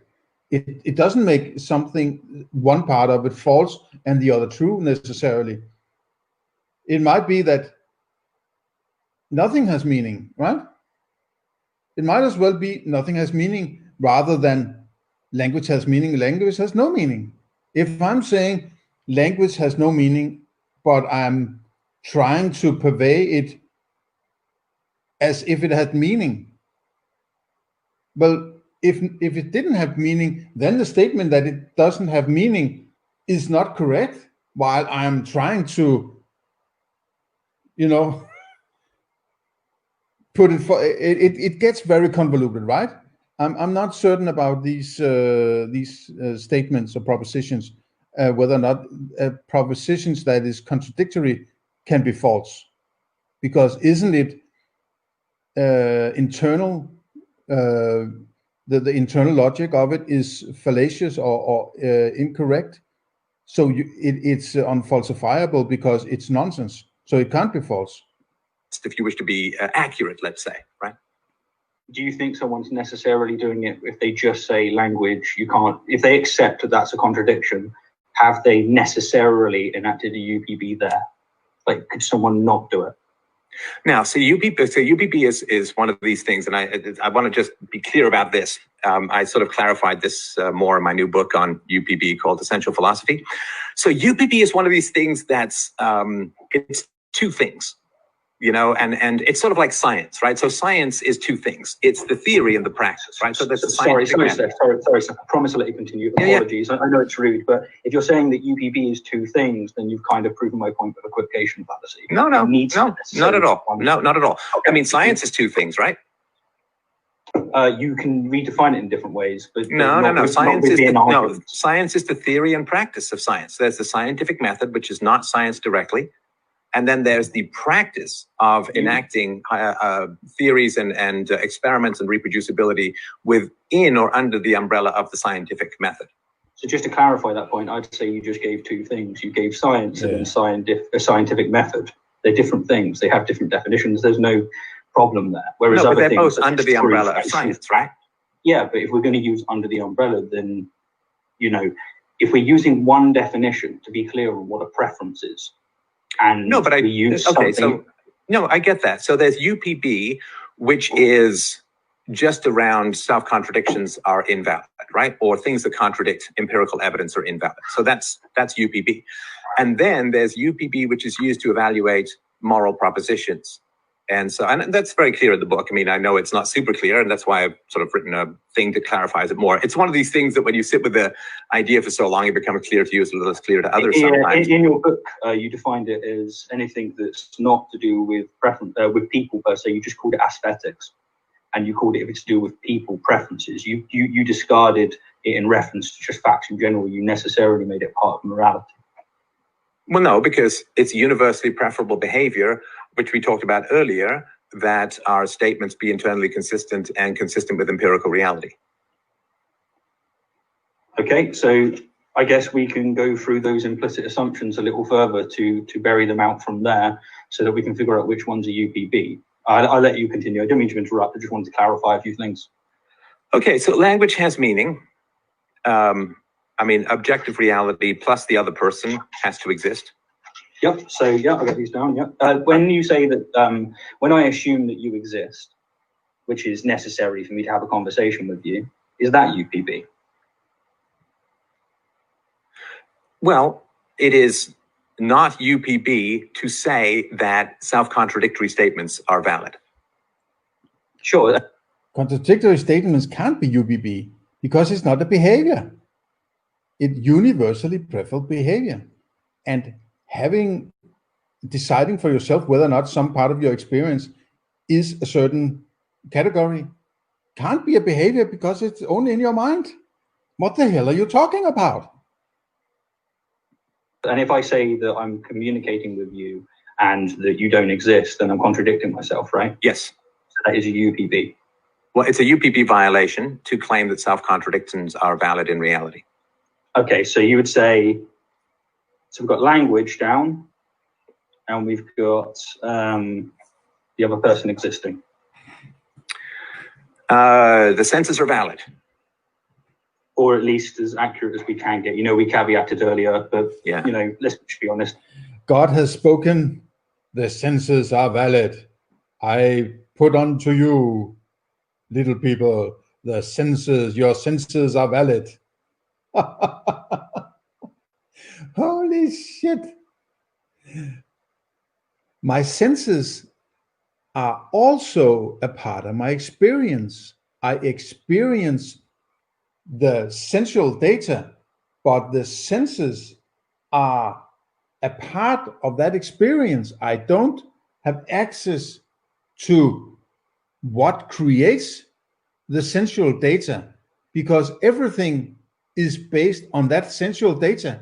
You can't both be the light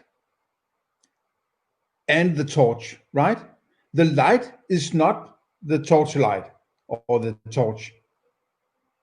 If you only see the light, you don't see the torch. You have no access to the torch. You only have the light, but you are claiming, okay, now I see the light and I have an idea that it comes from a torch.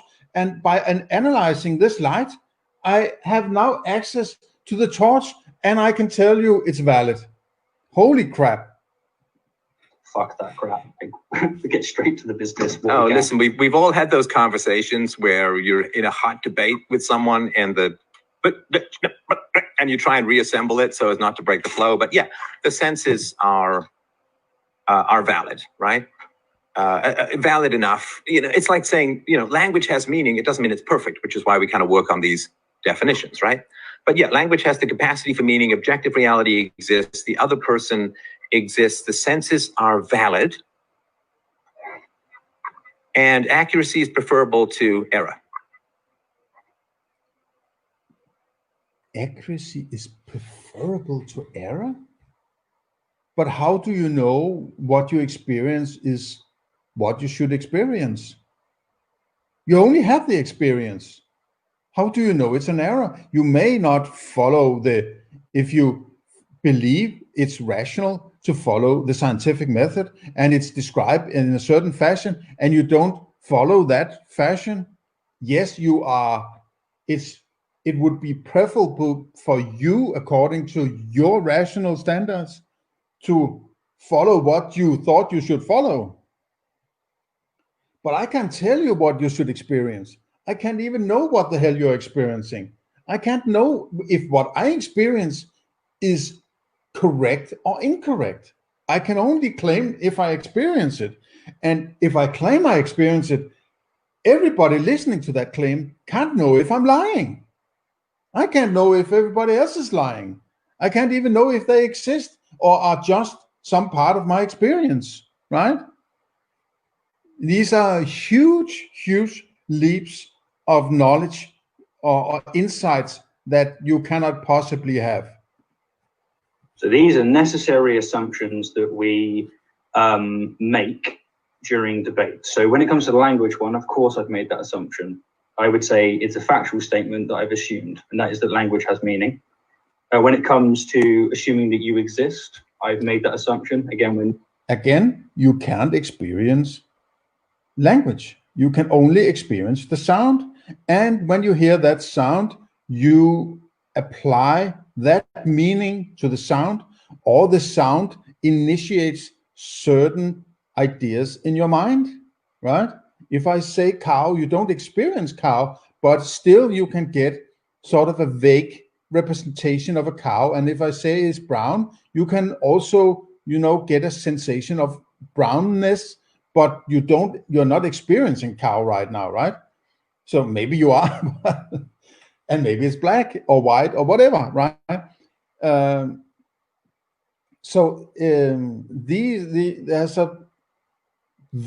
It's very difficult, in my opinion, as I understand philosophers or people who try to philosophize, to distinguish between what I experience and what is only in my mind. What can I claim I experience, and what can I only claim is a part of my mental construction?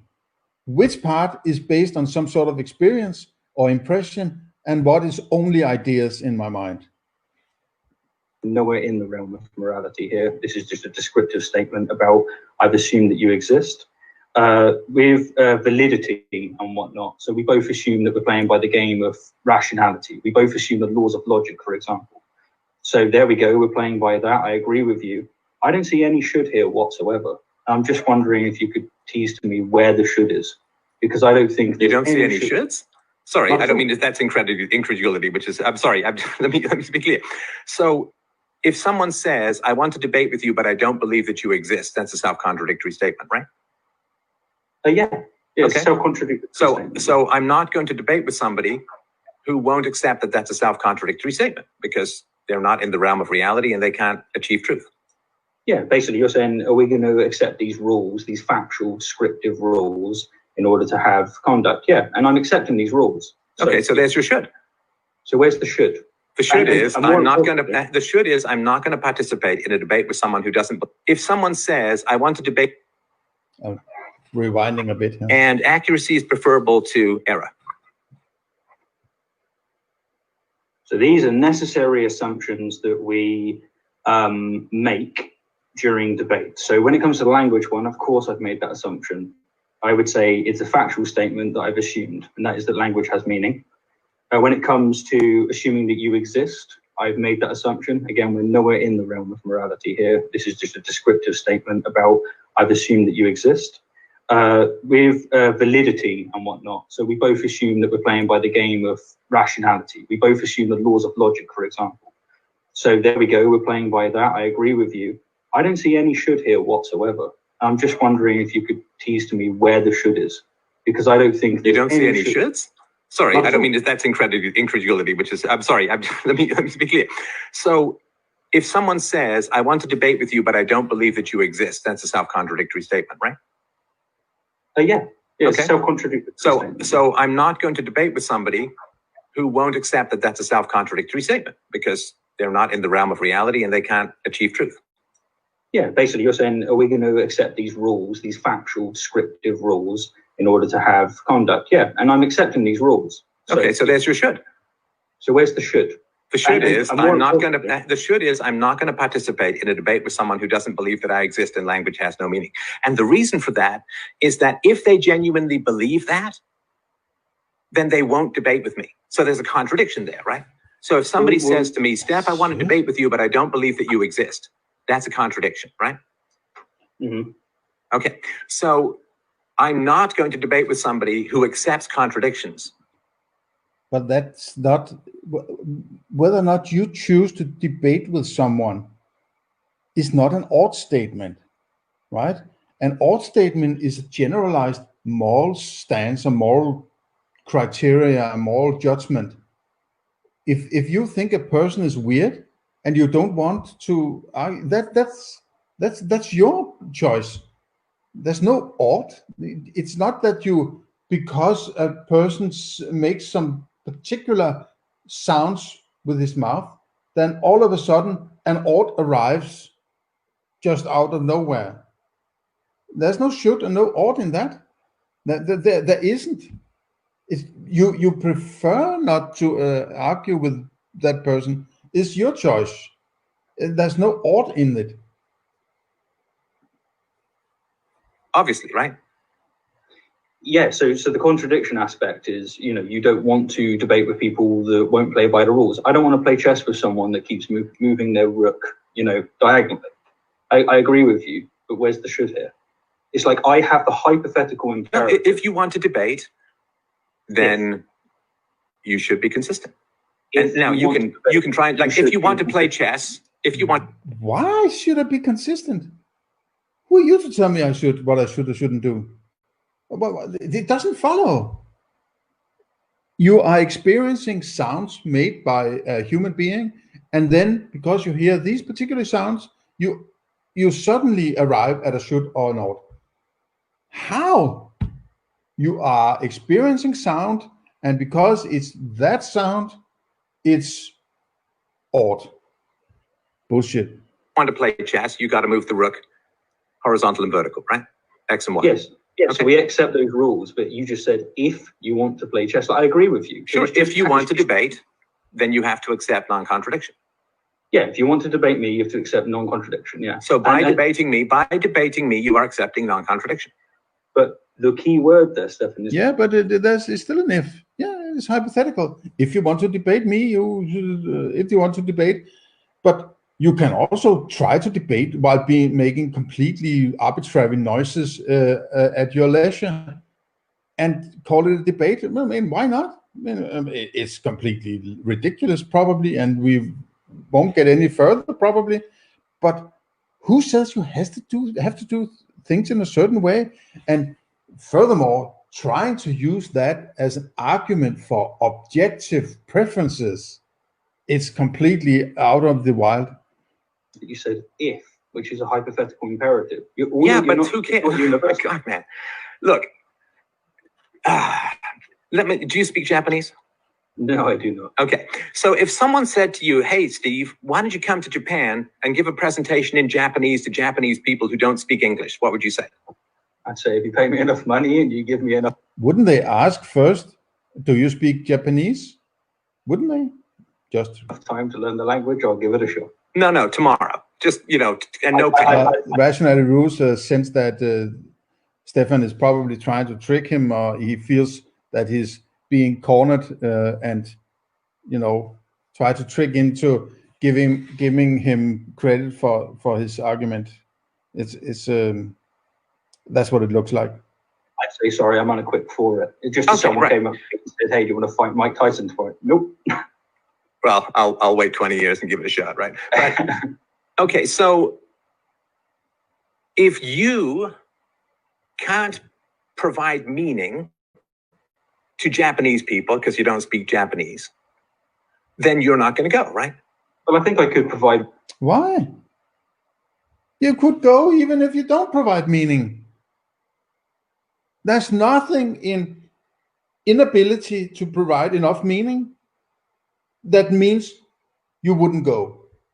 That doesn't logically follow. It's not a necessary connection. It isn't. It simply isn't a necessary connection. He could stay fucking in Japan all the rest of his life and speak English and no Japanese could understand him or whatever. There's nothing that follows from that statement. Meaning to them if I don't speak Japanese, but I'm not going to get pedantic on the point. But no, I wouldn't go. No, you just said you wouldn't go, right? Let's not get overly. No. Tricky, but right? we say that, but definitions are really clear and stuff. I don't want to end up saying something that's not true, of course. Which is, of course, I could provide meaning to them. They could find my hair or my face funny, or I could juggle. Don't need language for that. No, that's. But I get your point. Okay, so let's. Your language would have no meaning to them, right? Yeah, sure. Okay. So if somebody genuinely believes that language has no meaning, they will not debate me. Sure. We accept that, right? Or so they can't debate you. Sorry. Well, no, they themselves will not debate me. It wouldn't make sense, yeah. I agree with you. So by debating, the if is done. Okay, so if language has meaning, then you can debate, right? Okay, so let me tell you where I think that if is, and you correct me where you would put it. Okay, I would say if I want to be accurate about UPB, I ought to debate Stefan Molyneux. No. Let's stick with the language thing. Well, that's way down the field. That's way down the field. That's the only reason I'm having a debate. It's all predicated on if clauses.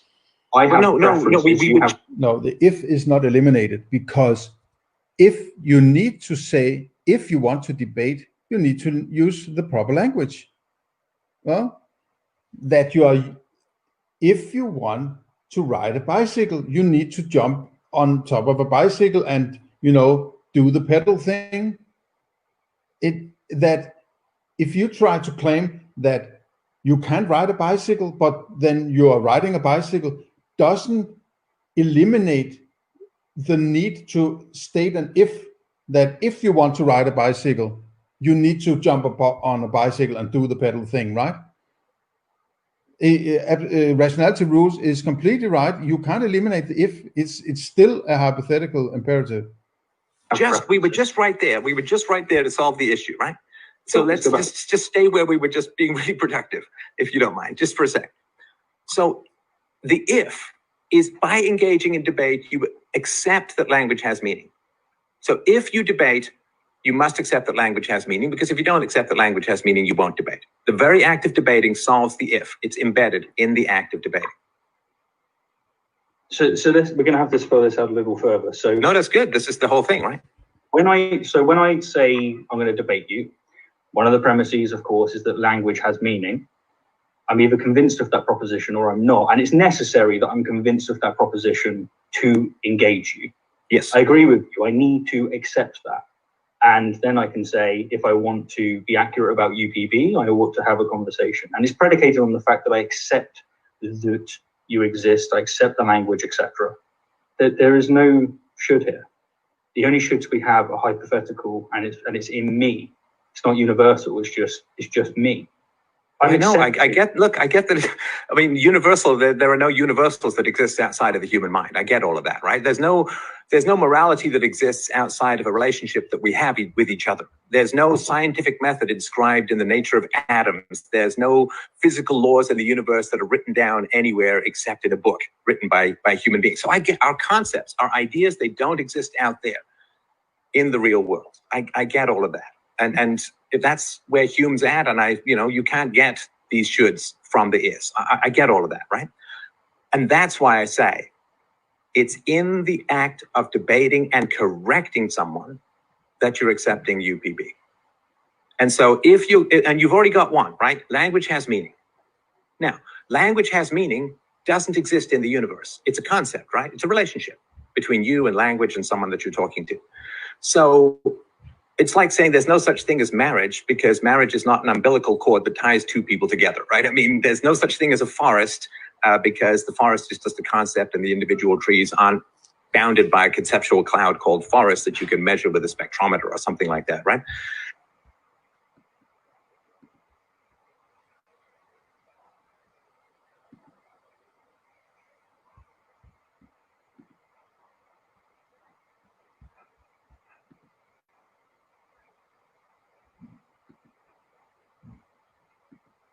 Yeah, and so if we accept that, that's the should.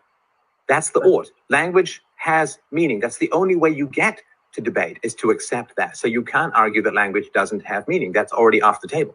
I agree that you can't argue that language doesn't have meaning. What I'm disagreeing with is whether or not the should, as it were, is a categorical or a hypothetical, because it's hypothetical. If you debate, right, that's the if. If you debate, you must accept that language has meaning. Now, you could say, well, what if you don't accept that? Doesn't matter. You're not debating. Like, you're not part of the conversation. This is why I gave the first definition of objectively required, because if you say, if you want to debate, you must accept that language has meaning, that's just a description. That's why I gave a descriptive version of UPB, because you do that several times in your book. Said must. The word must is a synonym for ought. If you say must, then it is a synonym of short. You said must. And in which case you're doing a hypothetical imperative. You're saying, you said. So if you want to debate, you must accept that language has meaning. There's your ought right there. To debate, you ought to accept that language has meaning. Okay, so the word must can be described as a prerequisite. It's necessary. It's just a factual statement, or it could be a should. I can give you either. No. Must. There's no must.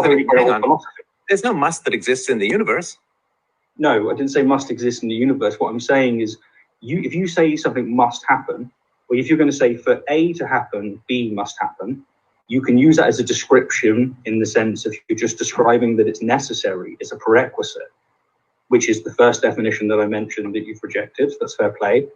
But if you use must as a synonym of should, then you're just, because of your if clause, it's just a hypothetical imperative. It is a hypothetical. Yeah, I get all of that. And that's why I say, that's why I said what premises are implicitly accepted when debating. You have to engage and enter into the act of debating in order for these shoulds, these musts, to manifest. And if you're not engaged in the act of debating, then you don't have to worry. If you're not correcting anyone, if you're not telling anyone that they're wrong, if you're not engaged in the act of... I think that's a problem here, because when you are engaging in a debate and using language, that doesn't necessarily mean that you are engaging with the argument. Yes, you are attempting at using language. You are attempting maybe to engage in a debate and using correct propositional statements or whatever it is you're doing. But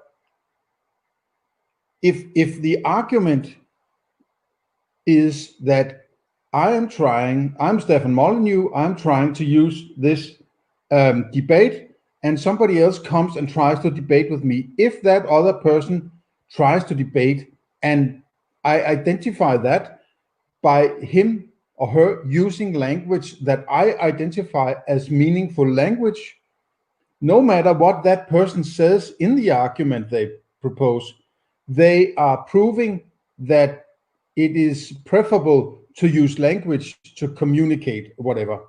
But that doesn't mean that whatever proposition or statement or ought claim or whatever it is Stefan Molyneux makes is refuted or proved or anything from somebody else just trying to establish a debate or whatever it is using language. What I mean is, it's not sufficient to just try to use language to disprove an argument. It's not enough to say, aha, you used language, so you are disproving what I'm saying. It may be the case that it's sort of preferable for that person who uses language to communicate, but it's only preferable for that other person if they want to debate or they want to get something from a debate, right? They might engage in a debate to destroy the debate. I understand that in order to destroy a debate, you have to work on the foundation of language, but it's still the arguments or the content of the arguments that must rule the decision on what we are talking about. So just saying that an argument is a proof of a behavior or something like that, it doesn't disprove any of the arguments made by the moral philosopher. Or to put it more simply, an invalid argument, an invalid disproof of an argument cannot prove any other argument. If I make an argument and somebody tries to disprove it, but it's an insufficient disprovement of my argument, it doesn't validate my argument just because that other person doesn't use a valid argument. An invalid argument cannot be used to validate any argument. So yes, maybe it's preferable to use a certain language, but it's still an if clause. It depends on whether or not you want to get a certain result out of it, or that result depends on what you need.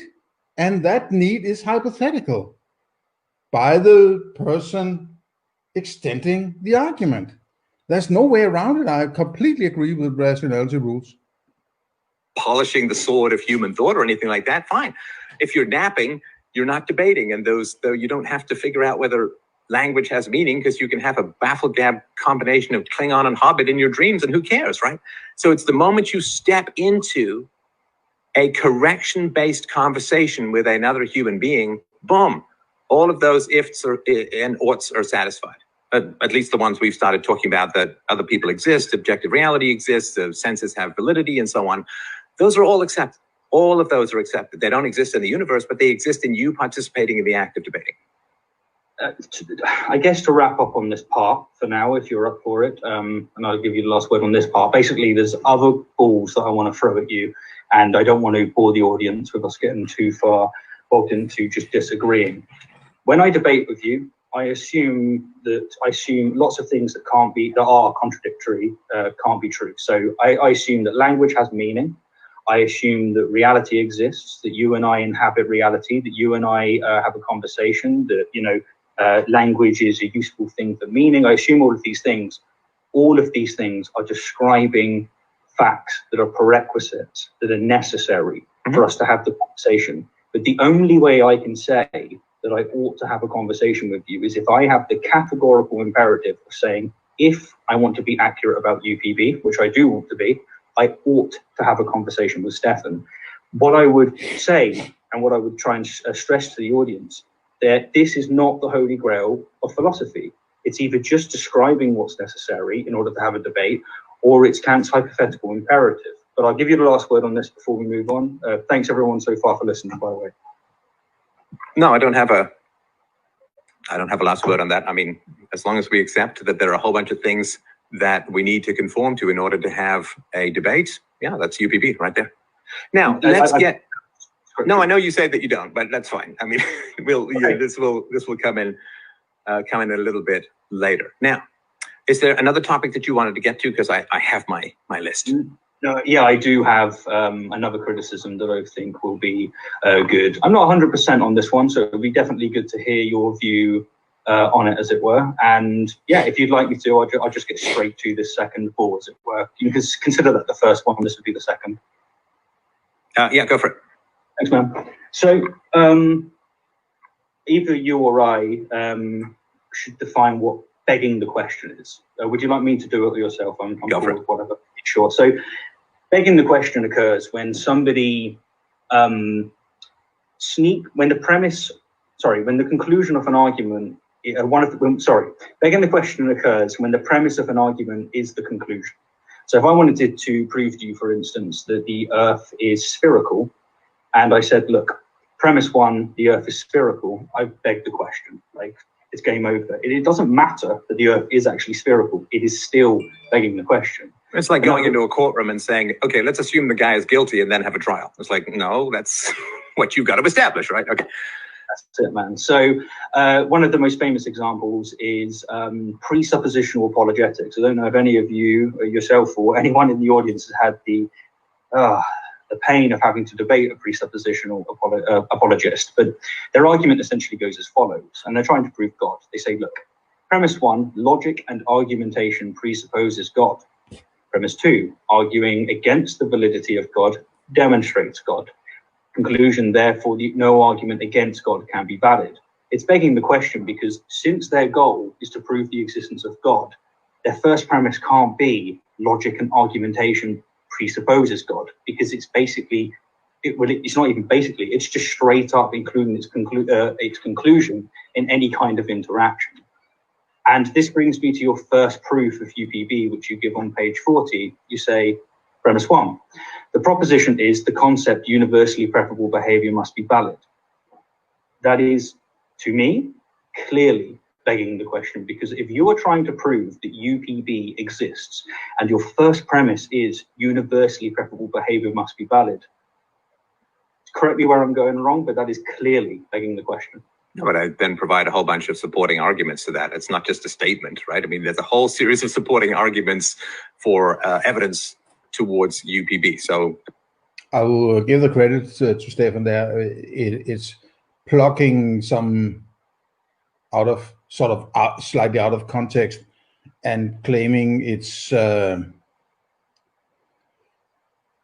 circular argument. It's not very good, but it's not particularly a strong way of arguing your philosophical statement by using that term of phrase. And it must be valid, so therefore it must be valid. It does sound a bit like a wobbly foundation, but if there's a whole slew of well-argumented statements just before or just after this statement that is taken out of context, well, I guess it's fine, but it's not a very well-chosen, I would give rationality rules now. That's not begging the question at all. I'm saying, okay, let's get into evidence that supports the concepts of UPB. Okay, so if I wanted to prove to you that the Earth is a sphere, and my first premise was the Earth is a sphere, and then you said to me, you're begging the question, and I said, no, because I give evidences elsewhere. My argument is still begging the question. Those arguments over there, which can be laid out in premises, may not be begging the question, but it's still begging the question. So I guess I can't go with you there. I don't have the text in front of me, but I go through a lot of effort to establish the validity of UPB. So saying I just state it and that's begging the question, come on. I mean, let's be fair about that. No, so I don't. If I'm honest with you, I just don't think you understand begging the question. And I apologize if that comes across in any demeaning way. It's not. Well, no, I don't have the text in front of me, so I mean, I don't know what context you're quoting in. It doesn't. It's a syllogism. An argument must be able to stand alone, right? An argument is not dependent on the context. If it's a complete argument that says this and that, premises and conclusion, and they should be able to stand alone. They shouldn't be dependent on context. So if the argumentation in the UPB is so fluffy and vague that it depends on various contexts around the statements can't be that good, right? If I say I am an elephant, it's not really contextual other than I need to be able to establish the concept I'm referring to, right? It's not contextual. It's not dependent on whether I'm sitting in this room or that room, or it's sort of this universality thing that that is a part of the title of the book, right? So the arguments should be universal. They shouldn't be dependent on context if you are trying to prove something that is universal. So at least it's not a very clear-cut way of arguing, at least. And it does point to some weaknesses in the book, at least. Doesn't need context if it's guilty of certain logical fallacies. No, because if I say UPB is valid, and then I say here's all the arguments why, and you say, well, you're saying UPB is valid, and that's back. Let's not do this part. This part is, I think, beneath both of us. Let's see if we can get on. Because you got to tell me, if you want to start quoting my book, then you got to give me the quote ahead of time so that I can see the context of what it is. You're just pulling one sentence. Really? Don't you have the book on a PDF or something on a computer nearby your studio, that you a citation and you can look it up? You can maybe even throw it up on the screen from the software you're using. I don't know. It seems strange. It seems like no, I'm going to wipe this away. I'm not going to, because I'm going to maybe reference my own arguments incorrectly, and people are going to ambush me afterwards. It seems like is wiping a good, clean argument against his statements just by not having time enough to relate to them or prepare for a bulletproof response or something like that. That's also a sign of weakness, in my opinion. He should be happy that somebody is trying to refer exactly to a specific point in the book, right? It sounds weak. Sentence out and saying that's begging the question. That's boring for the audience, and email me and boring. Okay, now he's telling me what I should prefer. He's telling me what I prefer. He's telling me I think it's boring. Who the hell does he think he is? Of course he knows. No, he doesn't know, but he's imprinting what people should think about it, right? So sort of an authority of what you should think. And I'll sort of provide something else, but I can't sort of pull up the text and see what else is around there and all that kind of stuff. So let's, I don't have the context for that. Now, let's get to, if that's all right. Please. Sorry? Because this is critically important. Well, if it was so critically important, why wouldn't you send it to me beforehand so I could have a chance to review the text that you're quoting? I mean, come on, this is it. Maybe he just thought that it wouldn't be necessary to sort of lay out what, you invited him, apparently, and now he has to tell you what you are going to be asked. I mean, it sounds a bit like, no, I'm not going to listen to your critique. I'm just going to wipe you off. An ambush, right? No, let's not listen, okay? My first video reply to you, the first criticism I gave you was off your first proof, because I assumed it's your favorite proof because you put it first. May not be true, it doesn't matter. But I gave you this clearly, and when you reviewed my video, you literally That's like a year and a half ago, man. Come on. I mean, let's deal with what we can debate in the here and now, rather than trying to quote pull from a book from years ago from a. Also, Hume's Treatise of Human Nature was almost 300 years ago. So it's so I can't even remember what I read. It's so old, so it's practically not useful. There's gone so much time. I can't remember what it says. So I can get an odd from an is. Rebuttal you did from years ago let's just stay in the here and now, because we were doing really well when we did the here and now. And listen, I'm more than happy to review the issues that you have, but again, without preparation, without having the text in front of me, it's back foot time stuff. So because we're having a great conversation with regards to the other stuff, and I'm not saying it's an invalid criticism and so on. It's just that I can't go and review my book.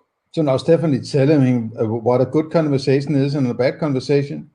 So not only he wants to tell Rationality Rule that he is bound to make a sort of have a preference for debating in a certain language, but it's also going to tell them whether or not it's an interesting debate or good debate or a bad debate, or or if it's valid, or I mean, it doesn't look too live good in my in a opinion. debate. And if it is that important, just next time send it to me ahead of time, and I'll have a chance to review it first.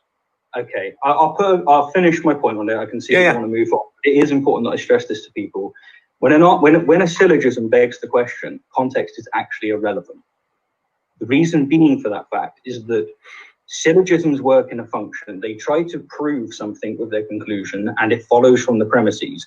If it doesn't follow from the premises, or there's a logical fallacy committed, you do not have to read anything else, end off, because that is the way in which that logical fallacy comes across. When you watch the video, Stefan, I gave you the criticism, I gave you the time to be able to respond, and you simply just said, no, it isn't, and you moved on. And so I was hoping that when we got I don't know what I said 2 years ago, man. I mean, this is a bit of an ambush, right? Let's deal with stuff that we can reason out in the here and now. Mate, honestly, if me pointing out where you're begging the question is an ambush, like, come on, man. Like, this is the conversation that we want to have, right?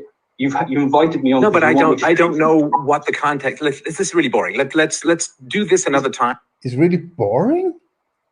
It's really what?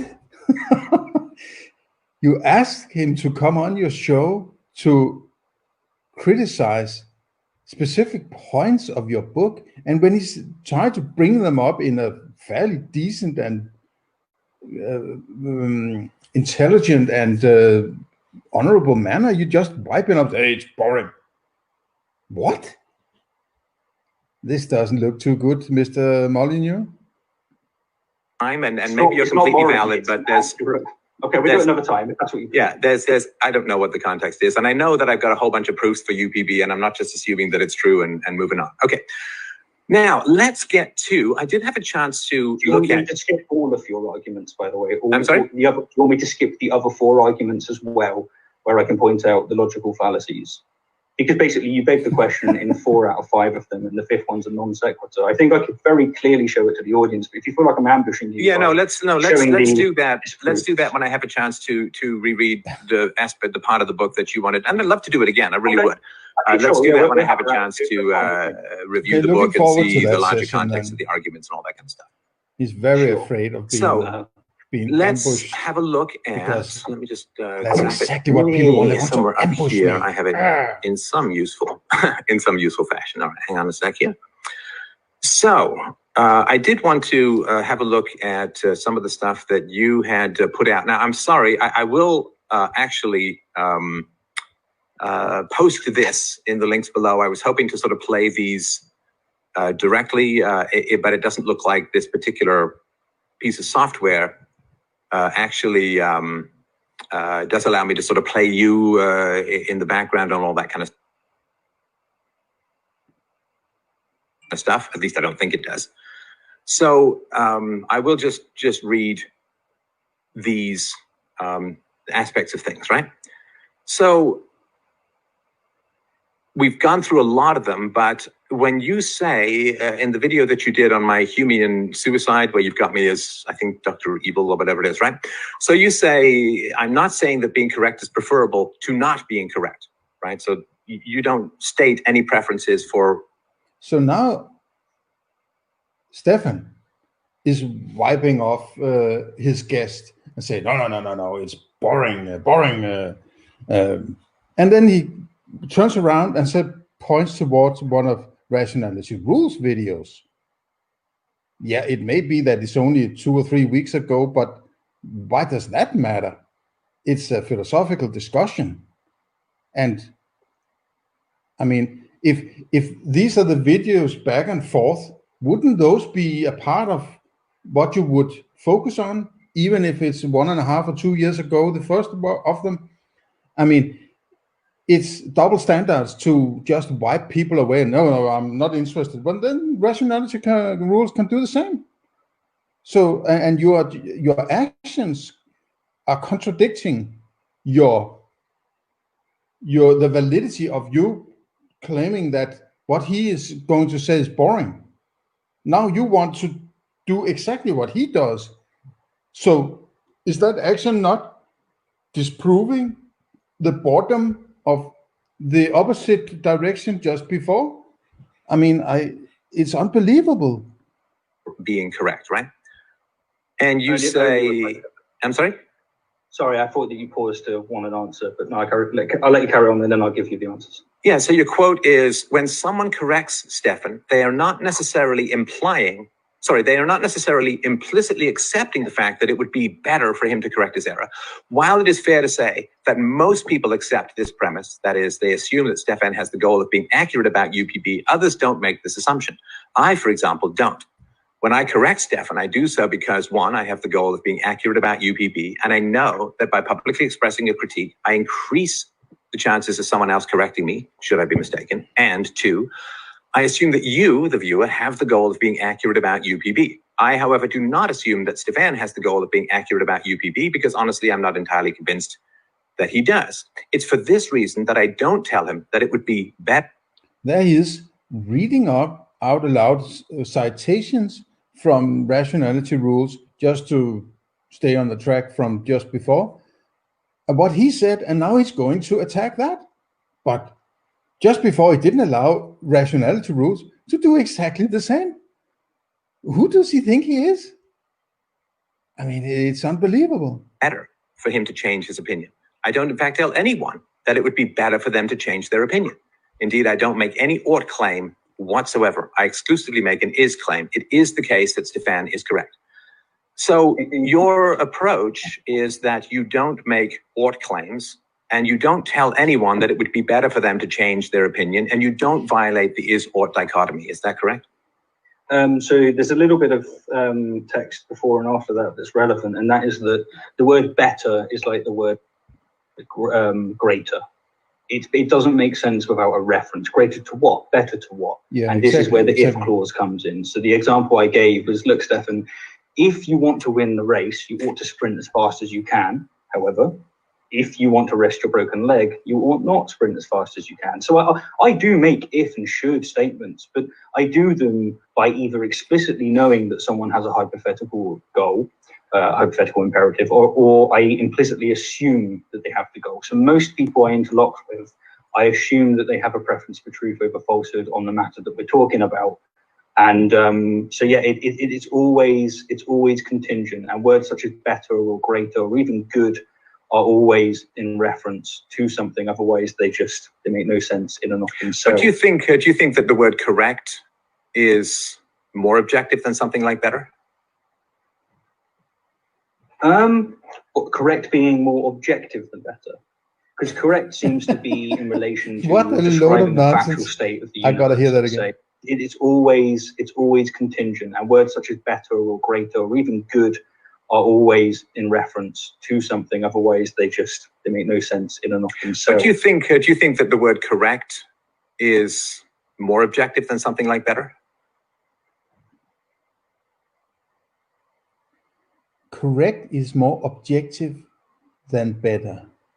Or the question is, correct is if you're in compliance with some sort of, if you're in compliance with with Newton's second law, you can go out and watch things behave and see, yeah, they're in compliance with Newton's second law. That is correct. It's correct is that things are in accordance with what you expect or what they should be in accordance with. Better is more like a reference to something else that I would like, I like a cake with bananas better than I like a cake with pears, right? That the banana cake would be better than the apple cake or whatever. These are not compatible terms, and you can even, I mean, objectivity is something completely different. Objectivity is when two or more individuals agree upon a proposition. That's objectivity. It's completely third thing. You're trying to bring three incompatible things together in an argument, that's completely ridiculous. Correct being more objective than better. Because correct seems to be in relation to you're describing a factual state of the universe, let's say. Like it's right. correct that we're currently interlocked in a conversation.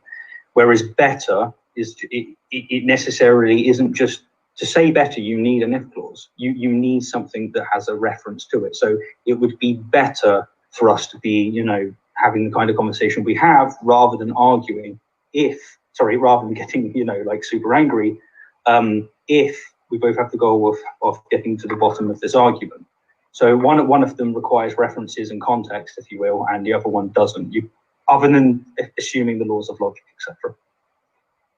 Okay, all right, good. So I do have the goal of being accurate about UPB.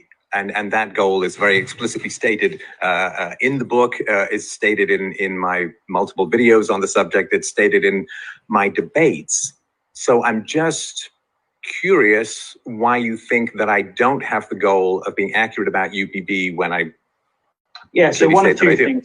Either you've omitted a really important word from my quote, or I failed to put it in. I'm going to assume the latter, and I apologize for doing it. I assume that you have the preference of being correct about UPB, but I don't assume that you have the preference of being publicly correct about UPB. And it's not even a subtle difference in the sense of, look, let's just say that I put a lot of work into something and I published it and I get money from the sales of it. And people say they recognize me as something quite amazing. They even say, you know, Steve is really important to this field of study because of this book. I might have a preference for truth over falsehood in the sense that if someone corrects me, I want to be able to like understand the criticisms, but it comes at a massive cost for me to publicly state, you know what, I'm incorrect. So if I know I'm incorrect just myself, I can still defend my theory. Whereas if I am publicly incorrect about it, I lose book sales, I lose my status, I lose these things. The thing I was expressing there is that I'm not entirely convinced that you want to be publicly correct about UPB. And I can understand that might come as an insult, but it's just the fact. It's just the way in which I see it.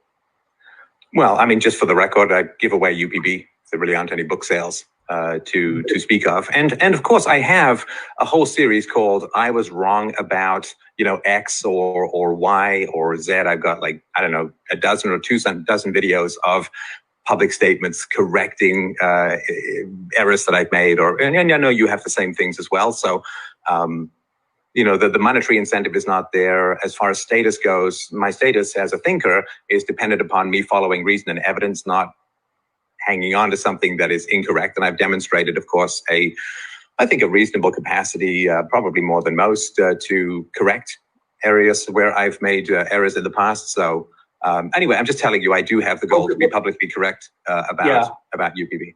No, I understand that you're saying that, but that would actually feed into my concept of you not being publicly correct about UPB, you know?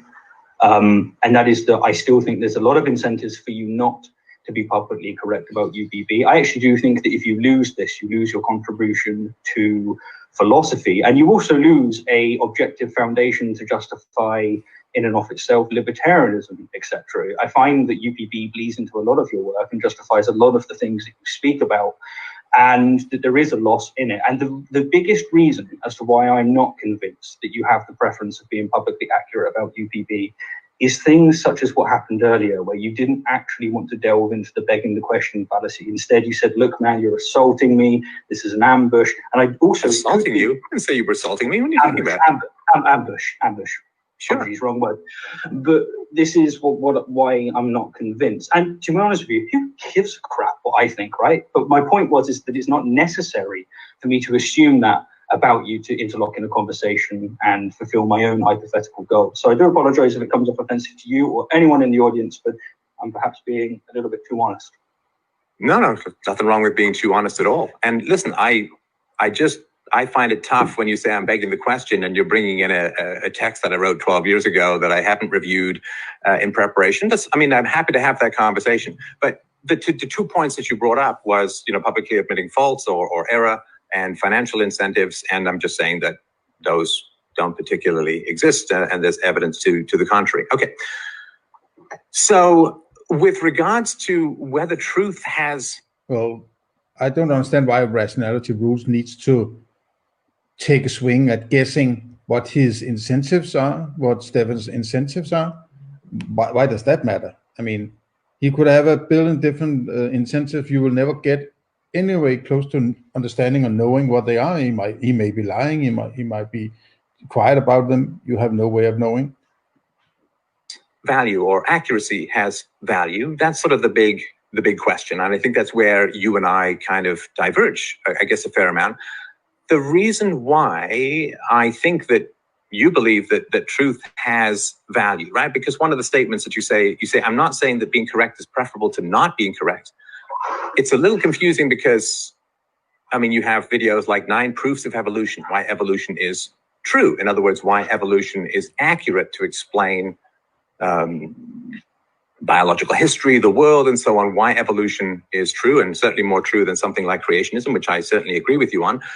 So you got 9 proofs of evolution, why evolution is true. You've got dozens of videos with the words debunked. You've got Big Bang debunked, 3 justifications for scriptural slavery debunked. Everyone is religious debunked, and so on. And there's rebuttals and so on, right? So that seems to me to have a particular preference for accuracy. I mean, even the title of the video that you did on me, Molyneux's Humean disaster / suicide. I mean, if you can't find more negative words in the English language, it would be a challenge, right?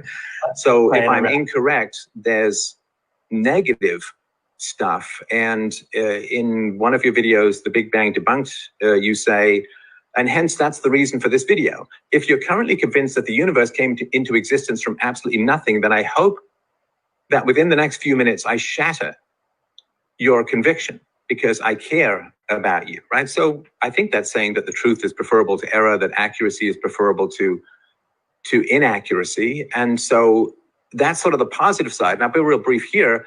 And this I admire you for, right? That you did the video, that you did a video on transgender athletes and you made some mistakes and you publicly put out a video apologizing and correcting your errors, which I think I'm going to skip a little ahead here. It seems it's all running out in the sand. Arguments, vaccines causing autism, etc. And the reason I do this is because I have this preference of living in a world where people are more... Listen, I'm not trying to catch you out here, and you're perfectly welcome to push back and say, I need context, and we can talk about it another time. That's perfectly valid, because, I said, hey, man, you kind of ambushed me with a bunch of detail that I don't have in front of me. So you can push back on this. But one of the things I found kind of confusing was you've got a video called Jordan Peterson is Not a Christian. Yeah. And you say, according to many of the most popular definitions of a Christian, Peterson is not one, and that therefore many of his Christian followers ought to cease asserting that he's championing their beliefs, right? So you've got a fact statement, Peterson is not a Christian, according to most popular definitions, and then you go straight into an ought statement or a value statement. Therefore, many of his Christian followers ought to cease asserting that he's championing their beliefs. I'm trying to figure out how that is not a violation of the is-ought dichotomy that you find objectionable within me. Good point. Yeah, no, I'll sure I'll give it to you. So as you said, when we argue with someone or we try and convey anything to anyone, we implicitly make assumptions. Call me criminal, but when I talk with a Christian, I assume... One way to deal with it is that what Rationality Rules says is in fact not an is. It's a description of a mentality, but which he cannot observe other than by behaviors and argumentations from the subject, with this Jordan B. Peterson. And whether or not this is a part of what Hume is referring to, I don't know, but I would say it's neither an is nor an ought. I mean, you can't have access to what people are inside themselves and then tell them they should be different. I mean, that sounds, it's kind of a nonsensical. It's not even bridging the gap. That it's not neither an is nor an ought. Well, maybe it's an ought without an is. So So just an odd, just flying around in the room makes no sense. So it's kind of nonsensical. That they actually believe in God. I assume that they actually want to promote the values of Christ. So what I'm saying in that statement is, look, Jordan Peterson is essentially entirely an atheist. It's just he plays with words in the same way that Deepak Chopra does with energy. And it's, well, see, this is where we were getting into the word of must. And I'm saying that it's required that trans people are able to compete in the Olympics. Then it must necessarily follow that all human beings can compete in the Olympics. It's only a descriptive statement. I'm just saying must. And but you know what? I think Stefan has a decent. No, I'm not trying to catch you per syllable. I'm just really genuinely trying to understand. Who tends to pull out Hume's is-ought when he needs to, and then he keeps violating the is-ought, just as Stefan Molyneux does. So they want to use Hume's is-ought and try to respect it, and they keep violating it time and time again. So it's kind of ridiculous. In general, rather. No, I don't want to go into that. I'm so far, I'm just saying that you're making statements of fact that Walter E. Williams inherited a biological. I'm sorry? Just going to say, I haven't written a book on it, etc. I'm not like super sure on things. In that video, for example, I was explaining why I'm not convinced of libertarian theory, as it were. I just trying to get to the bottom of what's the fact statement that you think I'm saying, as it were. I'm sorry, I feel like I'm just repeating myself here. The fact statement is that we have characteristics that we do not earn, that are like, so for instance, IQ is largely genetic. And so the matter of intelligence is not something that we can take personal pride in how smart we are. I mean, obviously there's some things we can do. Why are they discussing this when the contact they have had is discussing or pulling UPB apart? Why are they discussing these ridiculous, useless topics? Because you're talking about taxation and the redistribution of state, right? And so you're saying because he didn't earn everything about his nature, his genetics, and so on, therefore force should be used to take money from him. And listen, I mean, the whole debate about taxation is force, we can maybe have another time. My sort of basic issue, hang on, my basic issue here is that my Rationality rules. This is just political now, Steph. If you want to talk, are you saying there's no thoughts involved in taxation? No what thoughts? There's no force involved in taxation. Force involved in taxation. The argue, if you want to argue whether or not taxation is moral, then it's a different question to be had than the one that we're. No, that's a straw man or red herring. He didn't say that rationality rules. He asked if taxation is force. So you're trying to dodge the question. I mean, this discussion is pretty ridiculous. On with it. As inconvenient as it might be, we are not born with a blank slate, and all moral discourse must finally accept this brute fact. In other words, existence is synonymous with ought, axiomatic oughts based upon the nature of human existence. So when you come to me and say, hey, Steph, you might be touching around the vine.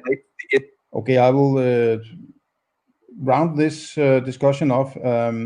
It was 2 hours and 10 minutes long, and they never really got into the meat of the matter. They spent the first hour trying to define the terms they're going to use and agreement upon the objectivity and truth and existence and such things.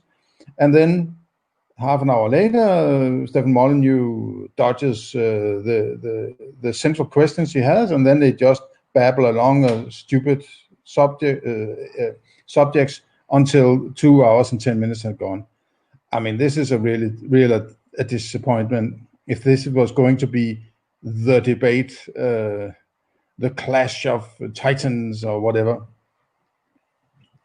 very disappointing. And I hope this has been a useful and interesting comment on these two philosophers, and I hope you enjoyed it. So have a nice day. See you again soon.